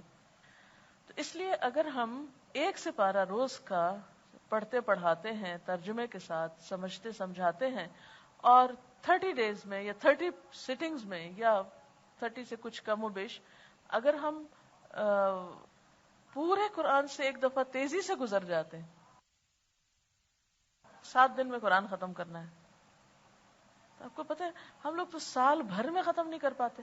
ٹھیک ہے سمجھنے کے لیے 7 سال بھی لگے ہیں لوگوں کو ایک ایک سورت سمجھنے میں، وہ ایک الگ بات ہے، اس کے لیے تو کوئی لمٹ ہی نہیں کہ آپ غور و فکر میں لمبا عرصہ گزارے. لیکن جو تلاوت ہے صحابہ کرام کی وہ 7 دن میں قرآن پاک کا ختم کرنا ہوتی تھی. اور یہ آپ خود کبھی زندگی میں توفیق ہو آپ کو زیادہ تلاوت یا قرات کی، پڑھنے کی یا سننے کی، تو آپ دیکھیں گے کہ قرآن کے ایک حصے پہ اگر آپ ہیں تو دوسرے حصے سے اس سے ملتی جلتی آیات آتی ہیں، تو وہ اس ریپیٹیشن سے اور اس کے اندر آپ پھر ڈوبتے ہیں صحیح معنوں میں، اور وہ بینات نظر آتی ہیں ہدا اور فرقان کی، جو آپ کو بے معنی پڑھ کے نہیں آتی. یہ بینات جو ہے نا قرآن کے لیے لفظ بینات من الہدا والفرقان، تو یہ اس تیزی سے کی ہوئی قرات اور سمجھ اور انڈرسٹینڈنگ میں آتی ہے. ٹھیک ہے، تو اس موقع کو آپ نے نہیں جانے دینا. اس کے لیے یہاں پر بھی اہتمام کیا گیا انشاءاللہ روزانہ کا ایک پارہ جو ہے، اس سے آپ کی ریویژن بھی ہوگی اور اس کی دوبارہ سے آپ اس کو پڑھیں گے بھی اور آپ سنیں گے بھی. اور اگر آپ کو آگے کرنا ہے تو انشاءاللہ تعالی آپ 2 طریقے سے کر سکتے، ایک تو پورا سپارہ یا پھر آدھا سپارہ، یا پھر ہر پارے کی وہ اہم آیات جنہوں نے آپ کو بہت متاثر کیا. پچھلے بیچ کی ہماری ایک اسٹوڈنٹ تھی شازیہ واصف ان کا نام ہے، اور انہوں نے یہ ایک بہت ہی اچھی کوشش کی ہے کہ پورے قرآن پاک میں سے کچھ آیات کا انتخاب کر کے ان کا ترجمہ لکھا ہے اور کچھ چیزوں کا خلاصہ. مثلا سورۃ الفاتحہ ہے تو اس کو ایک پیج میں انہوں نے خلاصہ کر دیا ہے اور اس کی موٹی موٹی باتیں بتا دی ہیں. پھر اسی طرح سورۃ البقرہ ہے تو 1 سے 5 آیت کا خلاصہ، پھر آگے اسی طرح. تو یہ پورے 30 پارس کا انہوں نے اس طرح کیا ہے. اس میں یہ کہ جو شخص پورے 2 گھنٹے کا، ایکچولی انہوں نے اپنی برانچ میں 26 ڈیز کا شاید ٹائم ٹیبل اس طرح کا بنایا ہے جس میں پورا قرآن تو نہیں ہوگا بیچ میں، لیکن مختلف صورتوں کی اہم آیات اور اس سے متعلق جو اس کا خلاصہ اور اس میں جو پوائنٹس ہیں وہ لکھے ہوئے ہیں. مثلا آیت 183 سے 188 تک یہ جو رمضان کی آیتیں ہیں انہوں نے اس کے بارے میں لکھا ہوا ہے. روزوں کا مقصد حصول تقوی، اللہ کا احساس، اس کی محبت اور خوف، تقوی کے حصول کے طریقے، رمضان میں کرنے کے کام. نمبر 1 روزوں کی تعداد پوری کرنا. نمبر 2 قرآن کے ساتھ تعلق. نمبر 3 تکبیرات. نمبر 4 اللہ کا شکر ادا کرنا، دعا کا اہتمام کرنا، سحری کھانا، اعتکاف کرنا. اللہ کے حکم سے حلال چیزوں سے جیسے رکے حرام سے بچنا. میاں بیوی کا تعلق اس کو اللہ تعالیٰ نے بہت خوبصورتی سے بیان کیا، یعنی اللہ تعالیٰ عبادات کے ساتھ ساتھ ہی حقوق العباد کا بھی ذکر کر دیتے ہیں، وہ خوبصورت طریقے سے سکھاتے ہیں. پھر اسی طرح مختلف آیات کے نمبر کے ساتھ انہوں نے طریقہ کار اپنا یہ لکھا تھا. اس کا انہوں نے طریقہ کار بھی بتایا ہے کہ یہ انہوں نے لکھا ہے کہ آپ سے آخری ملاقات کے بعد میں نے دورہ قرآن کے لیے منتخب آیات کو بہت مختصراً خلاصہ کیا ہے. وقت جتنا ملا اور دماغ نے جتنا ساتھ دیا اس حساب سے یہ ٹوٹی پوٹی کوشش ہے. اس کو کمپائل کرنے کا مقصد صرف یہ تھا کہ جو محنت ہم نے کی ہے اس سے چند اور لوگ بھی فائدہ اٹھا لیں. میٹرو سے جو لسٹ ملی تھی منتخب آیات کی وہ ایک حد تک ملتی جلتی تھی لیکن کئی جگہ مختلف بھی تھی. جو چیز مجھے مناسب لگی میں نے اس کا انتخاب کیا. اگر آپ کو یہ اس لائق لگے اور دوسرے لوگ اس سے فائدہ اٹھا سکتے ہو تو استعمال کر لیجیے. ایک بہت خوبصورت احساس جو مجھے ہوا اس دوران وہ آپ سے شیئر کرنا چاہوں گی. قرآن رمضان میں دوسروں تک پہنچانا ہے، یہ احساس تھا پورے کے بجائے وہ حصہ جو لوگوں کا شوق ابھارے. کیونکہ پچھلی جو ہماری میٹنگ ہوئی تھی یہاں پر، اس میں ایک سجیشن یہ دی گئی تھی کہ ایک تو ہے پورا پارے کا ترجمہ کرنا 2 گھنٹے میں کم از کم، لیکن سب کے پاس 2 گھنٹے نہیں ہوتے. مثلا اگر آپ کسی اسکول میں جا رہے ہیں، یا اگر آپ کسی اپنے بچوں کے ساتھ بیٹھ کے بات کر رہے ہیں، یا آپ اپنے ہسبینڈ کے ساتھ ڈسکس کر رہے ہیں قرآن پاک کو، یا کہیں بھی جس میں ٹائم کم ہے، تو پورا قرآن کی بجائے کچھ آیات لے لی جائیں. لیکن لوگوں کو قرآن سے کسی نہ کسی طرح مانوس کیا جائے اور بتایا جائے کہ یہ کتاب کہتی کیا ہے. جو لوگوں کا شوق ابھارے، ان کے شعور کو بیدار کرے اور ان کی فطرت کو اپیل کرے، وہ چننا تھا. لیکن یہ سوچ کہ اتنے کم وقت اور اتنی سطحی نظر میں کیا ہوگا، یوں نظر آ رہی تھی. یعنی جب یہ بات ہو رہی تھی تو لگتا تھا کہ تھوڑے سے وقت میں ہم اتنی بات کیسے لوگوں کو بتائیں گے. پورا کر لینے کے بعد، یعنی جب انہوں نے کام یہ کر لیا، پورا کرنے کے بعد مجھے اندازہ ہوا کہ اتنے تھوڑے دنوں میں پورے قرآن سے گزرنے کا الگ ہی لطف ہے. کبھی کبھی we lose sight of the forest for the trees. We lose sight of the forest for the trees. اتنی گہرائی میں چلے جاتے ہیں کہ ہم بالکل سامنے کی چیز یعنی روح کو نظر انداز کر جاتے ہیں. ایک دین کی تصویر ملی جو اور ایک خلاصہ سمجھ میں آیا. وہ بہت ہلکے پھلکے پڑھنے میں نہ آتا تھا. کون سی باتیں بار بار دہرائی گئیں، وہ راسخ ہوتی گئی. بالکل ایسے ہی جیسے ایک کھیت میں اتر کر فطرت سے قریب ہو کر بے انتہا مسرت اور لطف محسوس ہوتا ہے. لیکن انہی کھیتوں کو جہاز سے اڑتے ہوئے دیکھو تو الگ ہی حسن نظر آتا ہے. نگاہ ہٹانے کا دل ہی نہیں چاہتا. پوری تصویر نگاہ میں ایک ہی ٹائم میں سما جاتی ہے. یعنی جب آپ کھیت کے اندر ہوتے ہیں تو چھوٹی چھوٹی ڈیٹیلز دیکھتے ہیں نا، جیسے کلاس میں آپ دیکھتے ہیں ہر پتا، ہر کلی، اس ورڈ کا روٹ کیا ہے، اس کی مختلف تفسیریں، اس کا ایک پوائنٹ یہ ہے، دوسرا تیسرا. لیکن جب آپ اوپر سے دور سے دیکھتے ہو کسی کھیت کو یا باغ کو تو وہ ویو بھی بہت خوبصورت ہوتا ہے.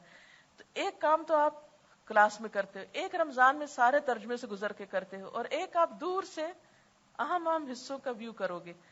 اس میں بھی بہت خوبصورتی ہے. اور پھر اب میں نے جو دیکھا یعنی چھوٹے چھوٹے حصوں کو، تو اس نیت اور جذبے کے ساتھ کہ دوسروں کو بھی دکھانا چاہتی ہوں، اسی سٹائل میں نوٹس بنائے. اپنے ساتھ کے اسٹوڈنٹ میں یہ کمی پاتی ہوں کہ بات میں سے اصل نقطہ اور عمل کا پہلو نکال سکیں. یعنی ہر ایک کے اندر اتنی صلاحیت نہیں ہوتی کہ آیت پڑھ کر اس میں سے عمل کی بات نکالیں. کون سی چیز کو اہمیت دیں، کون سی کو بات کے لیے اٹھا کے رکھیں. اپنی رائے اس سلسلے میں ضرور دیجیے، اور جو کمی کوتاہی اور نشاندہی کیجیے، ہم اصلاح کر لیں گے. اور اس کا طریقہ انہوں نے بتایا کہ یہ پورا سلیبس ہم نے 26 دنوں میں پھیلایا ہے. پیچھے اس کی تفصیل ہے. کچھ تلاوت کسی قاری کی آواز میں لگائیں گے. یعنی مجلس کیسے ہوگی، پہلے جن آیتوں کو پڑھنا ہے اس کی تلاوت لگائیں گے. کچھ کی عربی میں خود پڑھوں گی. ترجمہ سب آیات کا پڑھا جائے گا جن کے نمبر نوٹ کیے ہوئے ہیں. جو پوائنٹس جن آیات کے ساتھ لکھے ہیں ان کو ہلکا سا ڈسکس کر لیا جائے گا. کہیں کہیں سننے والوں کو بولنے پر موٹیویٹ کیا جائے گا، یعنی انٹریکٹیو سیشن ٹائپ ہوگا. منتخب شدہ آیات کی پوری فہرست اویلیبل کی جائے گی، یعنی لوگوں کو بھی دے دی جائے گی. جو سامعین لینا چاہیں وہ اپنے قرآن میں نشانیاں لگا کر آئیں تاکہ اس وقت ڈھونڈنے میں ان کو دقت نہ ہو.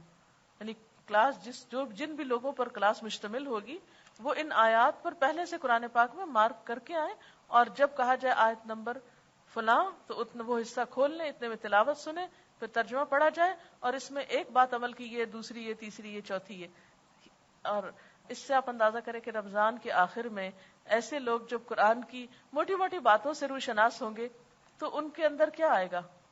قرآن کے تعارف کے ذریعے قرآن کی محبت. ہم کسی بھی چیز سے محبت کیوں نہیں کر پاتے کہ ہمیں پتہ ہی نہیں ہوتا کہ اس کے اندر کیا خوبی ہے. جو کسی کی خوبیاں کھلتی ہیں اتنی اتنی محبت آپ کی بڑھتی چلی جاتی. قرآن سے لوگوں کی غفلت، یعنی دور سے اس کی عزت رسپیکٹ تو کرتے ہیں مگر حقیقی معنوں میں اس سے محبت نہیں کرتے. پتہ ہی نہیں اس کے اندر لکھا ہوا کیا ہے. یا کچھ لوگ خوف زدہ ہیں، پتہ نہیں اس کو پڑھ لیں گے تو کیا ہو جائے گا ہماری زندگی میں. تو اس خوف کو دور کرنے کے لیے اگر افیکٹو پارٹس جو ہیں ان کو ہائی لائٹ کر کے 1 گھنٹے میں یا آدھے گھنٹے میں یا جتنا بھی ٹائم کہیں پر اویلیبل ہے، مثلا کچھ لوگوں کو ہو سکتا ہے کسی اسکول میں والنٹریلی کچھ کام کرنے کا موقع ملے، گھر میں تراویح کے بیچ میں، کیونکہ ہوتا ہے نا روز تراویح پڑھتے ہیں تو پتہ نہیں چلتا کیا پڑھا ہے، تو اس کے بیچ میں آپ وقت لے سکتے ہیں، دوسروں کو بتا سکتے ہیں.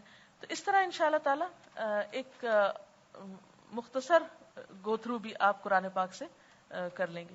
اس کے علاوہ جو 2 گھنٹے کا دورہ قرآن ہے اس کا اپنا ایک لطف ہے اور اپنا ایک سیٹسفیکشن ہوتی ہے کہ جی ہم نے شروع سے لے کے آخر تک قرآن ختم کر لیا. کیونکہ ہماری قوم کی یہ بھی ایک بہت بڑی کمزوری ہے یا ان کی آرزو ہوتی ہے کہ ہم کیا کر لیں, قرآن سے ایک دفعہ گزر جائیں.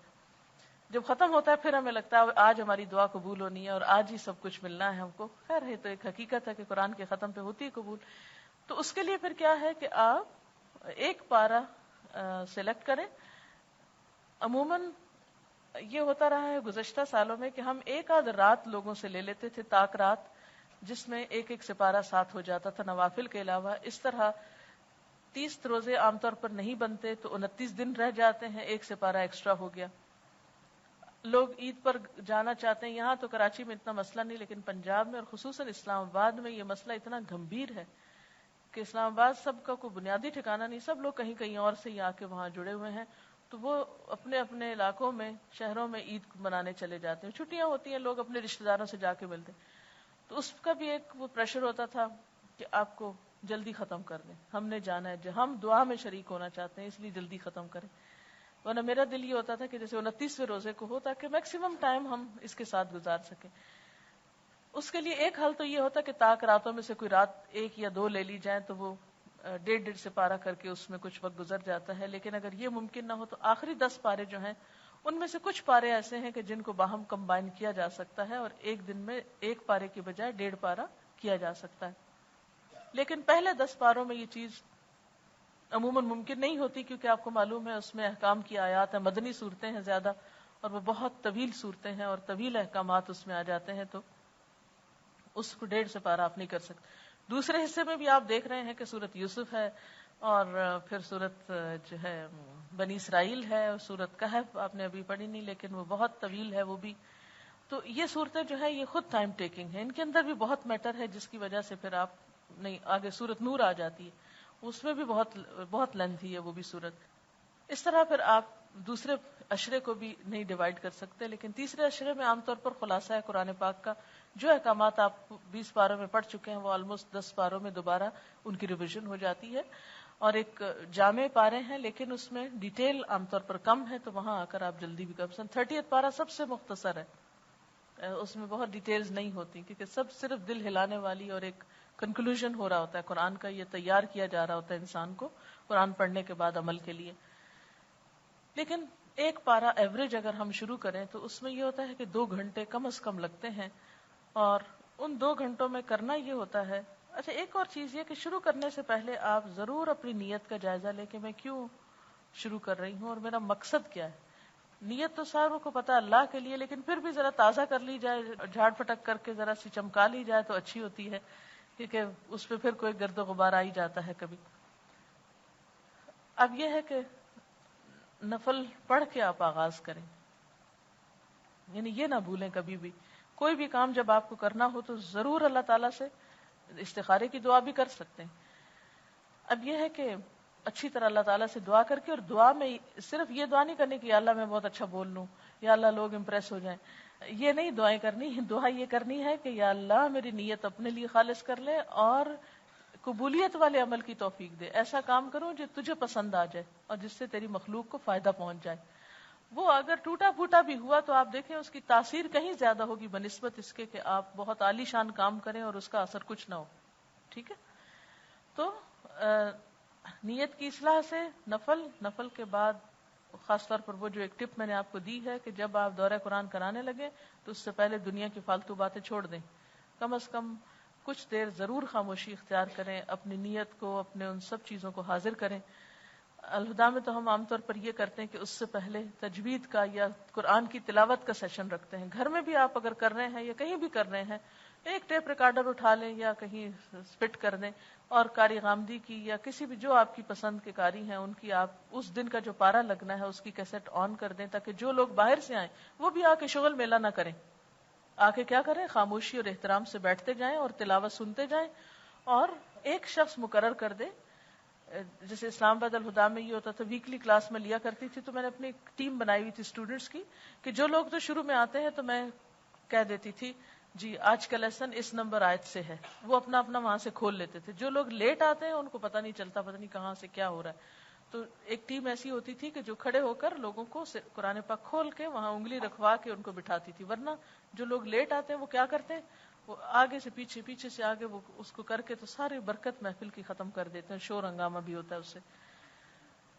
تو آپ یہ بھی کر سکتے ہیں کہ اگر لوگ اپنے قرآن پاک ساتھ لے کر آئیں اس میں تو زیادہ بہتر ہے. خالی سننے سے جب دیکھنا بھی ساتھ شامل ہوتا ہے اور خود اپنا دماغ لگانا تو اس کا اثر اور اجر بڑھ جاتا ہے. یعنی خالی سننا بھی فائدہ مند ہے، لیکن سن کے ساتھ دیکھنا اس کا دوہرا ثواب ہو جائے گا نا. دو کام آپ کر رہے ہیں، دو فیکلٹیز کو یوز کر رہے ہیں. اس کے لیے عموماً جو قرآن پاک استعمال کیا جاتا ہے وہ ہے مولانا مودودی کا، کیونکہ اردو ترجمہ اس کا بہت فلوئنٹ ہے. بس اس میں صرف ایک مشکل ہے کہ کہیں کہیں اردو کے الفاظ بہت مشکل آ جاتے ہیں جو ہماری اب پبلک کو سمجھ نہیں آتے، ان کی طبع نازک پہ گراں گزرتے ہیں. تو کوشش کریں ڈکشنری لے کے جو لفظ آپ کو خود سمجھ میں نہ آئے ان کے اردو ترجمہ ساتھ ہی مارک کر لیں. یعنی جہاں تفسیر اور آپ تیار کر رہے ہیں، پڑھ رہے ہیں، سیکھ رہے ہیں، وہاں اس کو ان لفظوں کا ترجمہ خود کریں. کیونکہ میں عام طور پر اس کو موقع پر ہی بدلتی چلی جاتی ہوں، لفظ آسان کر دیتی ہوں جس سے لوگوں کو سمجھ آ جاتا ہے. لیکن ویسے اردو کی سینٹنسز کی سٹرکچر کے اعتبار سے یہ ترجمہ جو ہے وہ بیسٹ ہے. اگر وہی ترجمہ لوگوں کے ہاتھ میں ہو تو آسانی ہوتی، لیکن کسی کو کبھی مجبور نہ کریں کہ جی آپ یہ ترجمہ ضرور پڑھیں اور یہ نہ پڑھیں. جو جس کا دل چاہے جیسا مرضی لائے، ہمیں اس سے کوئی غرض نہیں، کیونکہ ہم نے لوگوں کو کسی خاص مسلک یا گروپ یا کسی اور اس میں نہیں ڈالنا، ہم نے تو لوگوں کو اللہ سے جوڑنا ہے. اور دورہ قرآن کی اصل غرض بھی یہی ہے کہ لوگوں اور اللہ تعالیٰ کے درمیان ایک تعلق مضبوط ہو جائے. جو بھی کوئی ترجمہ قرآن وہ یوز کریں، پلین لانا چاہتے ہیں پلین لائیں، نہیں بھی لانا چاہتے تو مجبور نہ کریں. لیکن اسٹوڈنٹس کو ہم تھوڑا سا پابند کریں گے کہ وہ اسٹوڈنٹ ہونے کا ثبوت دیتے ہوئے قلم اور کتاب اپنے سامنے رکھیں. علامہ بالقلم اور الرحمن علم القرآن خلق الانسان علمہ البیان، تو وہ قرآن آپ کے سامنے بھی ہونا چاہیے، تبھی تعلیم بھی ہوتی. اب یہ ہے کہ تلاوت لگی ہوگی، ایک پورا ایٹماسفیئر کریٹ ہوگا، لوگ آتے جائیں گے، لائنوں میں بیٹھتے جائیں گے. اگر کوئی خرابی آپ دیکھیں تو یہ نہیں کریں، اپنے عمل سے ثابت کریں کہ آپ قرآن کا احترام کرتے ہیں. بعض لوگوں کو میں نے دیکھا ہوتا ہے تلاوت لگی ہوتی ہے اور ساتھ کیا شروع کر دیتے ہیں، باتیں شروع کر دیتے، لوگوں کو انسٹرکشنز دینا شروع کر دیتے ہیں. ذرا پلیز آگے آگے ہو جائیے، اگر آپ نے کرنا ہے لوگوں کو تو ذرا اس کو آف کر دیجیے. جو لوگ قرآن پڑھ کے پھر قرآن کا ادب نہیں کرتے وہ قرآن کی تعلیم کو یا مقصد کو پھر نقصان دیتے ہیں. تو اس لیے اگر آپ کو بیچ میں کوئی بھی اعلان کرنا پڑ رہا ہے یا کوئی انتظامی کام کرنا پڑ رہا ہے تو آپ اس کیسٹ کو آف کر دیجیے. اور اس میں آپ دیکھیے کہ بعض اوقات لوگ جگہ لینے کی خاطر بہت ارلی بھی آ جاتے ہیں، ایک ایک گھنٹہ بھی پہلے آ جاتے ہیں. بعض لوگ بہت دور سے آتے ہیں یا بسوں پہ آتے ہیں. تو جہاں بھی آپ نے پروگرام کرنا ہو وہ اس جگہ کو ذرا پہلے سے تیار کر لیں. یہ نہ ہو کہ لوگ آ کے دروازے پہ کھڑے ہو جائیں یا پریشانی کا شکار ہوں.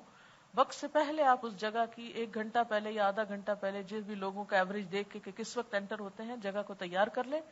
اور جگہ تیار کرنے کے بعد یہ ہے کہ آرام سے وہ بیٹھتے جائیں. اگر بیٹھنے کا طریقہ ان کو نہیں آتا تو آپ اس وقت ان کو مت پریشان کریں. جب آپ شروع کرنے لگے تلاوت آف کر کے آپ ان سے ریکویسٹ کر لیں کہ اگر آپ سب اس طرح بیٹھ جائیں تو زیادہ بہتر طور پر ہوگا. کیونکہ بعضوں کا دیکھا گیا کہ لوگ ایک کنارے پہ بیٹھ جاتا ہے، دوسرا ادھر، ایک کی ٹانگیں ادھر پھیلی ہوئی ہیں، ایک کا حال حلیہ کچھ اور ہو رہا ہے. وہ قرآن کی مجلس ہی نہیں لگ رہی ہوتی جیسے عموماً قرآن خوانیوں میں بھی نظر آتا ہے. تو ایسے میں کوشش کریں کہ لوگوں کو پیار محبت سے ادب سے بیٹھنا، اور کہتے ہیں نا اٹھنا بیٹھنا سکھانا، تو وہ تھوڑا سا اٹھنا بیٹھنا ان کو سکھا دے اور اس کے بعد آپ شروع کریں.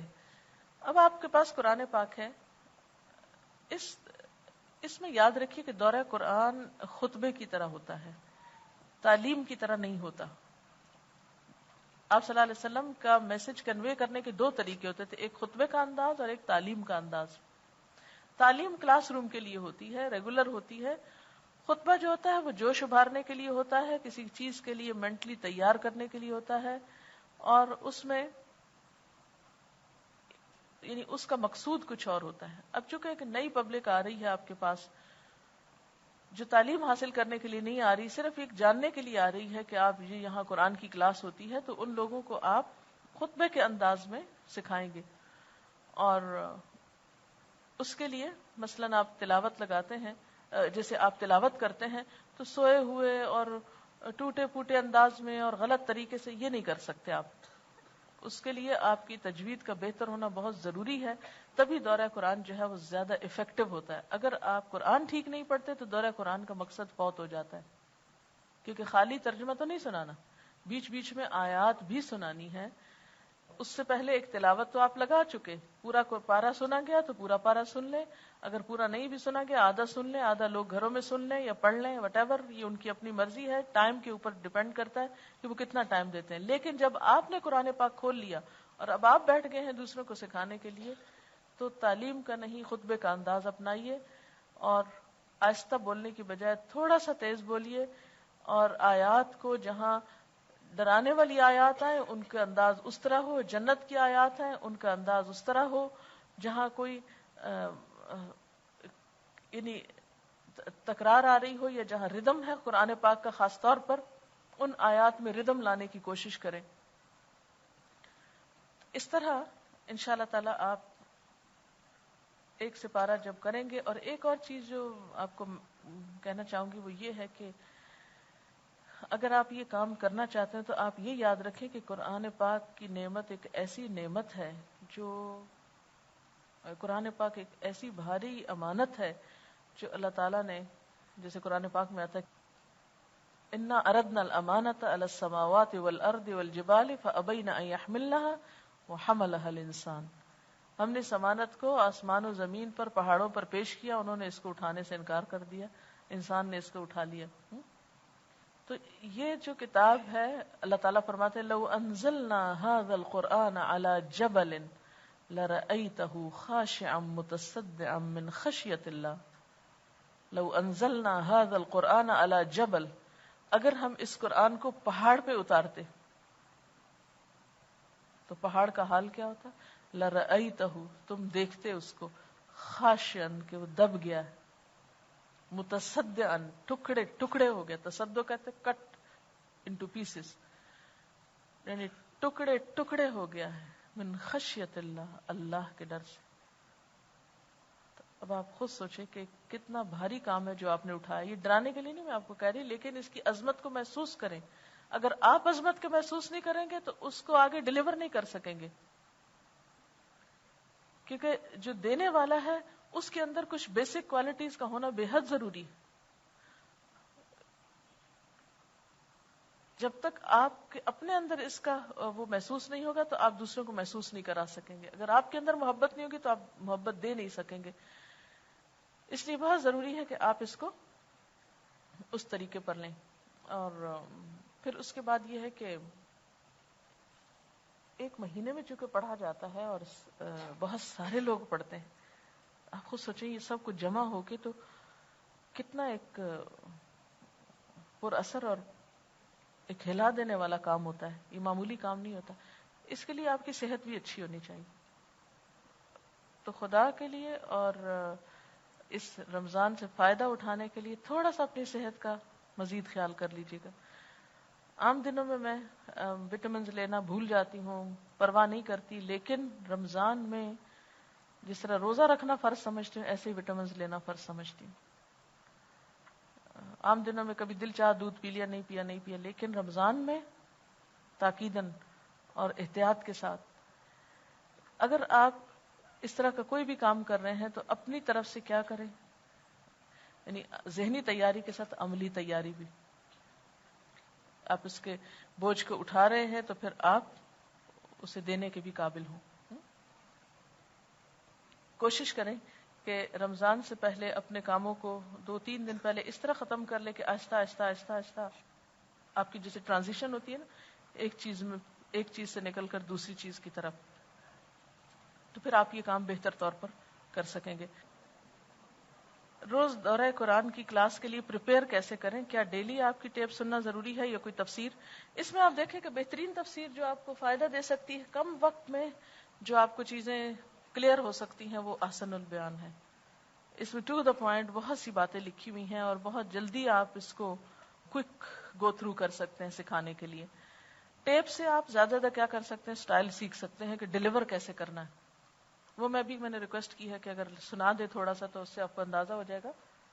اور اس کے علاوہ یہ ہے کہ امت اخبار سے پچھلے سال سے آ رہا ہے اس کا، وہ ہم نے کٹنگ یہاں رکھی ہوئی ہے لیکن اس کو ابھی کمپائل ہم نے نہیں کیا. اس میں کچھ پوائنٹس کہیں جو ضروری تفسیر کے ہیں وہ بھی آپ لے سکتے ہیں. ہماری آسانی کے لیے افضل اور مسنون عبادات اوقات کے مطابق خاص رمضان کے لیے فہرست کی صورت میں ٹائم ٹیبل نوٹس بورڈ پہ لگوا دیں. ہو سکتا ہے جو رمضان کا پیکج ہم تیار کریں اس کا کچھ حصہ نوٹس بورڈ پر بھی آپ لگوا سکتے ہیں. میٹرو میں کیسٹ پہ دورہ قرآن ہوگا یا کوئی اور کرائے گا؟ نہیں، یہاں کے جو ٹیچرز ہیں آپ کے وہ کرائیں گے، کیسٹ پہ نہیں ہوگا. اور ہم لوگ رمضان میں گھروں کی صفائیاں کرتے رہے، گناہوں کی نہیں. جی اچھا کمنٹ ہے کہ رمضان میں ہم، کیونکہ توجہ جو نہیں دلائی کسی نے کہ بھئی اتنا قیمتی مہینہ پتہ نہیں زندگی میں آتا یا نہیں. سوچئے روزے کی حالت میں آپ کانسٹنٹلی عبادت میں، تو کوئی اور عبادت نہیں جس میں آپ منٹ منٹ میں عبادت میں ہو. دیکھیے روزہ ایک ایسی عبادت ہے، مثلا آپ ذکر کرتے نا، کبھی بھول جاتے ہیں، کبھی سو جاتے ہیں، لیکن روزہ رکھ لیا، صرف روزہ ہی رکھ لیا تو آپ عبادت کی حالت میں آگے. لمحہ لمحہ آپ کا وداؤٹ اینی گیپ، ایک ایک سیکنڈ صبح سحر سے لے کے افطار تک مکمل عبادت ہے. کیا کوئی اور چیز مجھے بتائیے؟ اور پھر آزادی ہے، اس عبادت کے ساتھ آپ کیا کر سکتے ہیں؟ اس عبادت کے ساتھ آپ دنیا کے کام بھی کرتے رہتے ہیں. مثلا نماز پڑھتے ہیں، آپ دنیا کا کوئی کام نہیں کر سکتے. حج کرتے ہیں، آپ دنیا کے کام نہیں عام طور پہ کر سکتے. ہاں؟ لیکن اس عبادت میں آپ کیا کرتے ہیں؟ روزہ رکھ کے مکمل عبادت میں آپ اور بھی کام کر رہے ہیں. اسی لیے آپ صلی اللہ علیہ وسلم نے فرمایا نا کہ اللہ تعالیٰ فرماتے ہیں کہ ابن آدم کے جو اور اعمال ہیں ان کے ثواب 1 سے 700 گنا تک، لیکن روزہ الصوم لی وانا اجزی بہ، روزہ میرے لیے اور اس کا بدلہ میں خود دوں گا. افضل ترین عبادت ہے. تو اس میں پھر آپ عبادت میں عبادت جب کرتے، جیسے ایک حدیث میں آتا ہے کہ ایک شخص نے آپ صلی اللہ علیہ وسلم سے پوچھا سب سے افضل نماز کس کی ہے، پھر پوچھا سب سے افضل روزہ کس کا ہے. یعنی روزہ تو پوری قوم رکھے گی لیکن سب سے زیادہ ثواب کس کو ملے گا؟ آپ نے فرمایا کہ جو اس میں سب سے زیادہ ذکر کرے. یعنی روزے کی عبادت کے ساتھ ذکر میں کیا کیا چیزیں آتی ہیں؟ نماز بھی ذکر ہے، تلاوت قرآن بھی ذکر ہے، تسبیحات بھی ذکر ہے. یعنی ذکر از ناٹ اونلی تسبیح پڑھنا. ذکر کی قرآن پاک میں نماز کے لیے کیا آتا ہے؟ وَلَذِكْرُ اللَّهِ اکبر. اچھا ایک اور بات ہے کہ تیاری کرتے وقت آپ تیاری کیسے کریں، تھوڑا سا یہ بات بھی ہو جائے کہ جیسے آپ نے یہ تفسیر لی ہے تو میں عام طور پر یہ کرتی تھی پہلے سال میں جب میں نے دورہ قرآن کرایا تھا تو تفہیم القرآن سے جیسے کرایا تھا تو اس میں ہائی لائٹر لے کے اہم پوائنٹس کو نیچے سے ہائی لائٹ کر لیتی تھی تفسیر کے، اور احادیث کو سائڈ کے حاشیوں پہ لکھ لیتی تھی. پھر اس کے بعد اسی طرح کے ٹکرز پہ، اور ابھی آپ کو نمونے کے طور پہ سناتے ہیں، پھر آپ دیکھ لیجیے گرج برس. 2-3 اہم اناؤنسمنٹس بھی ہیں جو کرنا چاہتی ہوں. اب تھوڑا سا آپ یہ ذرا سی سورۃ فاتحہ کو سن لیجیے پھر آگے چلتے ہیں. نحمده ونصلي على رسوله الكريم اما بعد فاعوذ بالله من الشيطان الرجيم بسم الله الرحمن الرحيم رب اشرح لي صدري ويسر لي امري واحلل عقدة من لساني يفقهوا قولي.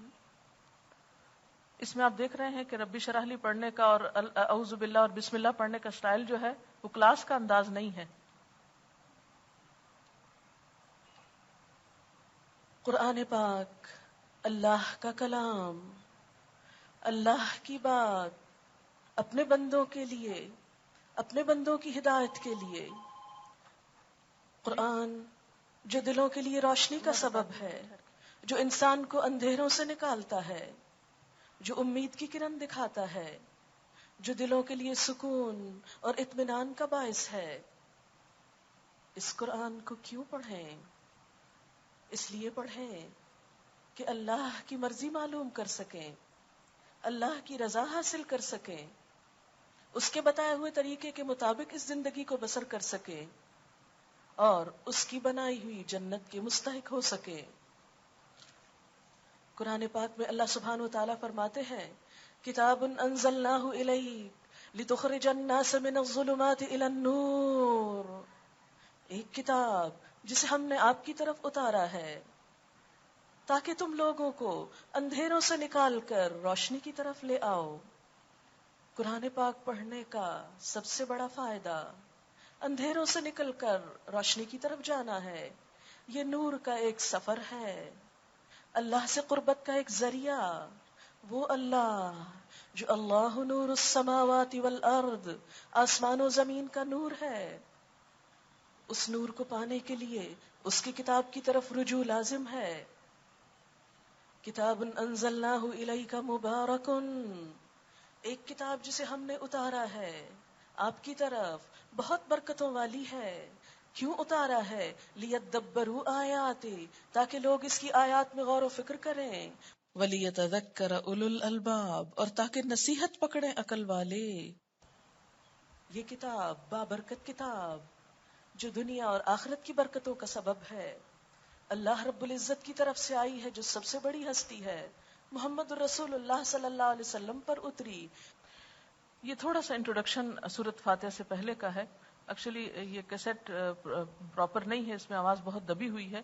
اس میں وہ پورا جلال اور پورا جو ایک قرآن میں ڈوب کر اس کو ڈیلیور کرنا ہے وہ فیل نہیں ہو رہا. لیکن آپ اس کو یعنی جب آپ دے رہے ہو تو خود بھی فیل کر رہے ہو. دوسروں کو سنانے سے پہلے خود سنائیں اور ان ساری کیفیات کو اپنے اوپر لائیں، پھر آپ پراپر طریقے سے ڈیلیور کر سکیں گے.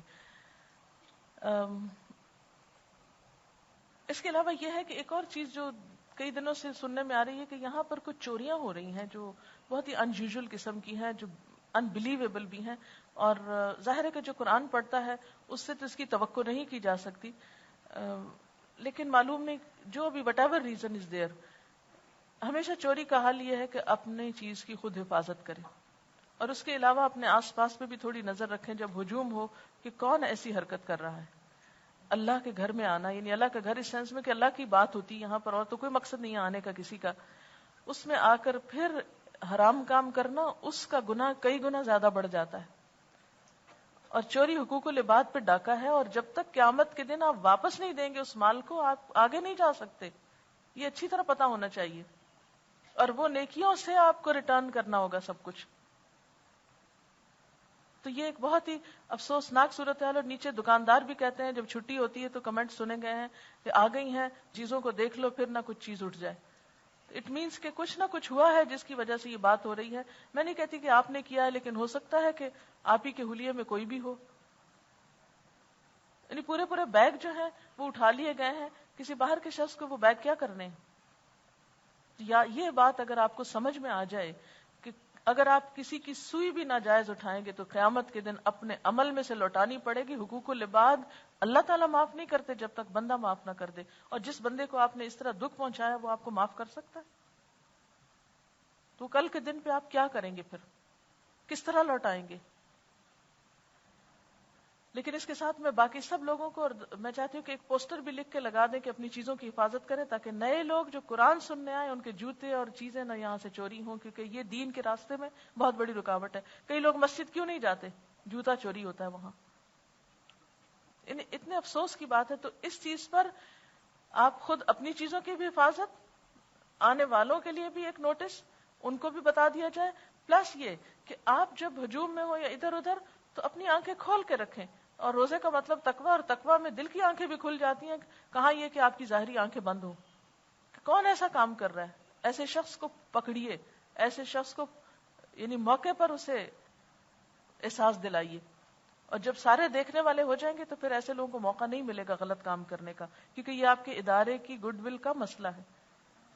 اور ایک شخص غلطی کرتا ہے تو سارے، جیسے ایک کشتی میں سوراخ کرتا ہے تو سارے ڈوبتے ہیں. تو یہ دین کے راستے میں یصدون عن سبیل اللہ میں بھی یہ بات آتی. اور اس کے علاوہ یہ کہ چونکہ رمضان کا موقع ہے، اور رمضان میں ہم سب کو سمیت میرے سب سے پہلے میں اپنا حصہ الہدا کے لیے نکالوں گی، اور انشاءاللہ آپ سب بھی اپنا اپنا حصہ جو بھی ہے اس کے لیے، تاکہ یہ کام چلتا رہے. کیونکہ یعنی صرف یہ احساس دلانا ہے، مانگنے کی بات نہیں ہے، صرف احساس دلانا ہے کہ ہم سب جس کاز میں شریک ہیں اگر ہم مل جل کے یہ کام کریں گے تو انشاءاللہ زیادہ بہتر طور پر ہو سکے. اس کے علاوہ کچھ لوگ ایک اور بہت سوال کرتے ہیں، جو ہم پہلے سود لیتے رہے اور سود کی رقم ہے ہمارے پاس.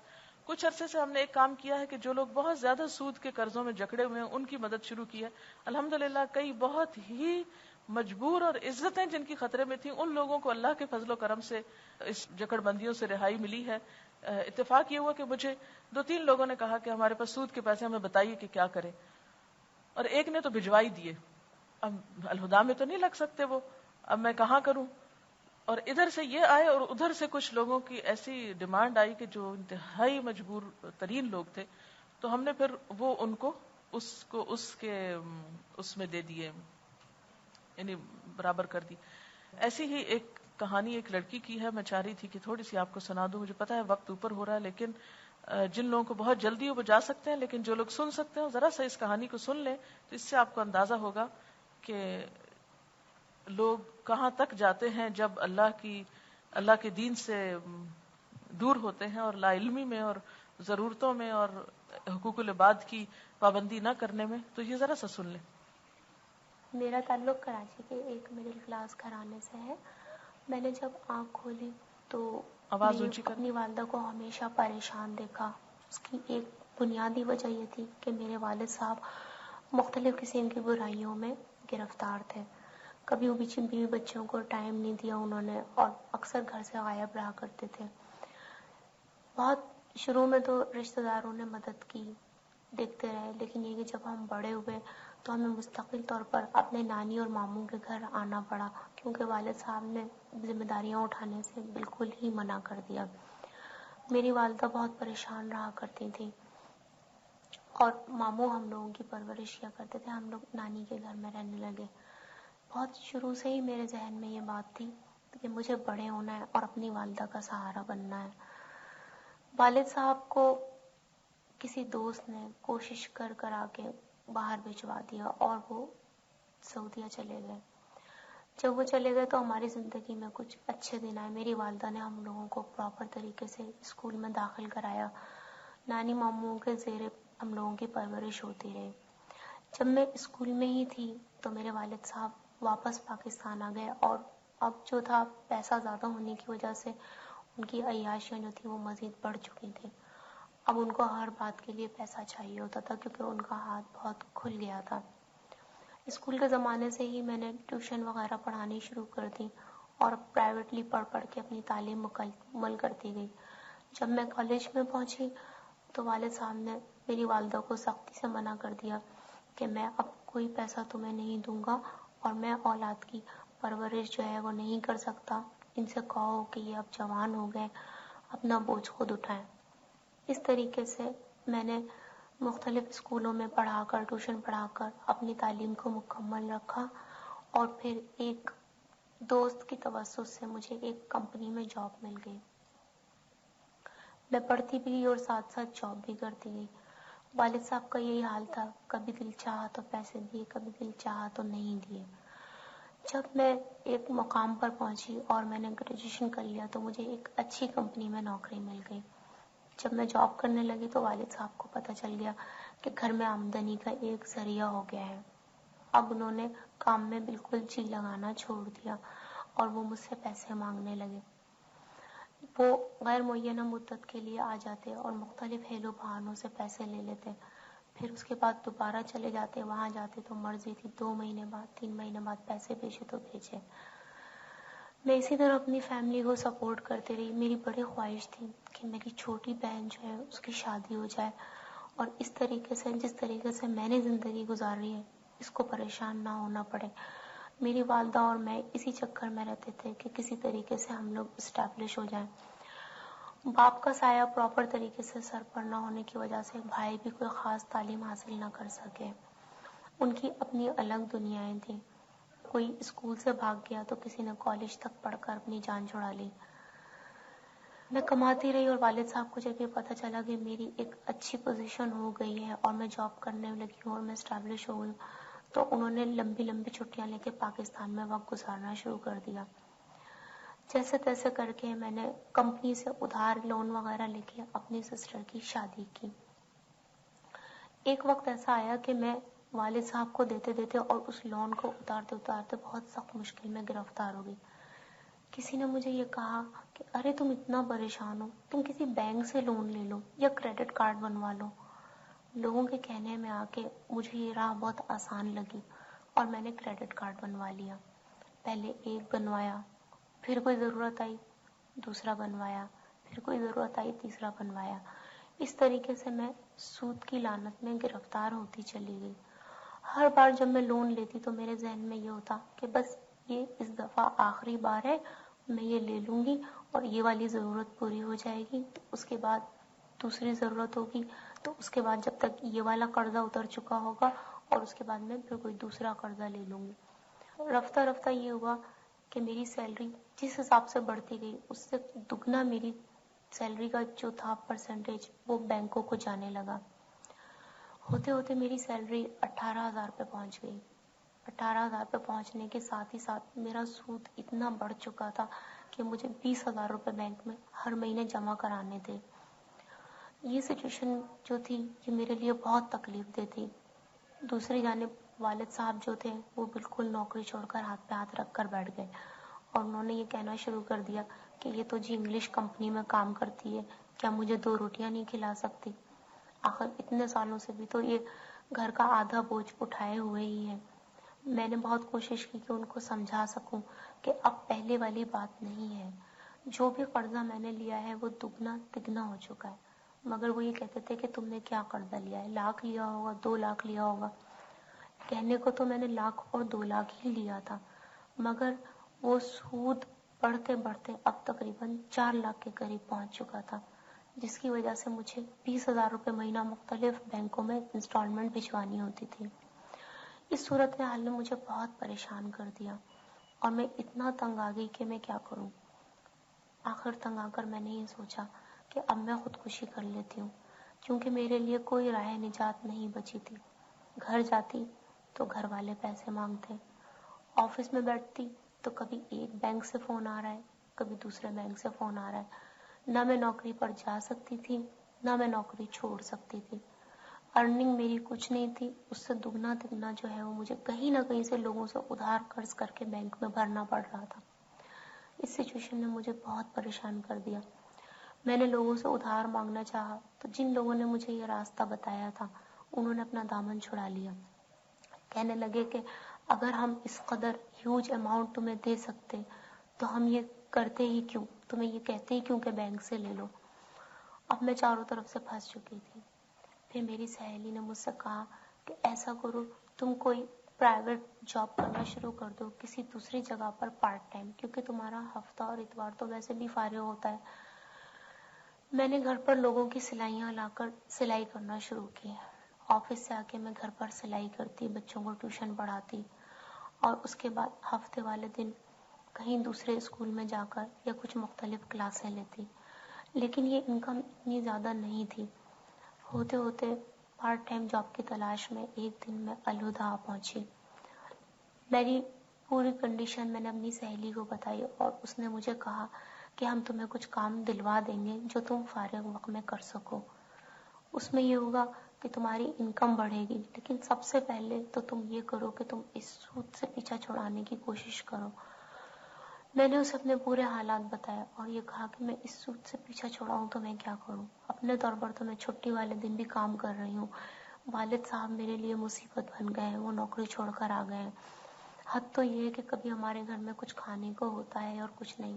حالانکہ میں 18,000 روپے مہینہ کما رہی ہوں, لیکن میری جیب میں تو 800 روپے بھی نہیں ہوتے, کیونکہ مجھے بینک کو 20-22 ہزار روپے تو سود بھرنا ہوتا ہے. اصل تو اس میں سے بہت کم مائنس ہوتا ہے, پورا کا پورا تو پیسہ سود میں جا رہا ہے. اس نے میری یہ تمام باتیں سنی, مجھے الہدا سے تھوڑا بہت کام دلوایا اور مجھ سے کہنے لگی کہ میں تمہاری ملاقات میڈم سے کرواتی ہوں. دوسری کنڈیشن میں نے اس کے سامنے یہ رکھی. میں نے کہا اب تو میں اتنی بیزار آ گئی ہوں کہ شاید میں اب اگلے 10-15 دن میں زہر کھا کے مر جاؤں, کیونکہ میں ایک عرصے سے اسٹرگل کر رہی ہوں اور میں جتنی محنت سے کماتی ہوں میرا دل جانتا ہے 18-20 ہزار روپے مہینہ کمانا کوئی معمولی بات نہیں ہے. میری جاب بہت ٹف ہے, بہت تکلیف ہوتی ہے, تھکن سے چور ہوتی ہوں جب میں گھر پہنچتی ہوں, اور اس کے بعد وہ پوری کی پوری سیلری جب مجھے بینک میں جمع کرنی پڑتی ہے تو میرے دل پہ کیا گزرتی ہوگی.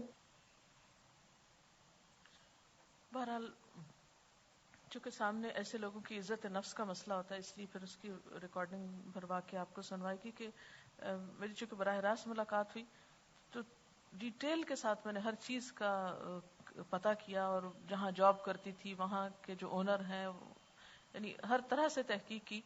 تو بات یہ تھی کہ بہن کی شادی پہ خاص طور پر جو وہ قرضہ لیا گیا اس کا سود جو ہے وہ اصل سے بڑھ کے اور تنخواہ سے بڑھ کے, اور جن حالات میں دو چار ہوئی وہ تو ایک الگ کہانی کہ سود کی وجہ سے انسان کیوں اللہ تعالیٰ نے کہا ہے کہ جو سود لیتے ہیں وہ اللہ رسول سے جنگ کے لیے تیار ہو جائیں. بظاہر یہ کریڈٹ کارڈز بہت خوبصورت دھوکہ نظر آتے ہیں, لیکن ان کے جال میں پھنس کے انسان کیسی کیسی مصیبتوں کا شکار ہوتا ہے. بتانے کا سارے قصہ مطلب یہ تھا کہ اگر کوئی بھی شخص جو ہے وہ اس رقم میں سے کچھ سود اتارنے میں لوگوں کی مدد کر سکے تو اس سلسلے میں بھی آپ انتظامیہ سے رابطہ کر سکتے ہیں. اب میرا خیال ہے میں اجازت چاہتی ہوں کیونکہ نماز کو پھر دیر ہو جائے گی، اور آپ سے ویسے بھی اجازت چاہتی ہوں. صحابہ کرام کا ایک طریقہ یہ تھا کہ وہ رمضان میں ایک دوسرے سے اجنبی ہو جاتے تھے. ٹھیک ہے، تو ہم بھی ایک مہینے کے لیے اجنبی ہو جاتے ہیں. اور بہرحال تو آپ دعاؤں میں یاد رکھیے کہ اللہ تعالیٰ قبولیت والا کام لے اور ہم سب کو پھر ایمان اور خیر کی حالت میں ایک دوسرے کے ساتھ ملائے. واخر دعوانا ان الحمد للہ رب العالمین. سبحانک اللہم و بحمدک نشہد ان لا الہ الا انت نستغفرک و نتوب الیک. والسلام علیکم ورحمۃ اللہ وبرکاتہ. You are honored, O month of the Quran. Oh, you who believe at the end of Ramadan, don't weaken your iman, don't weaken your iman. Oh, you who believe, give thanks to Allah for the month of Ramadan, month of Ramadan. Welcome, O Ramadan, you are honored, O month of the Quran. It is Ramadan, it is Ramadan.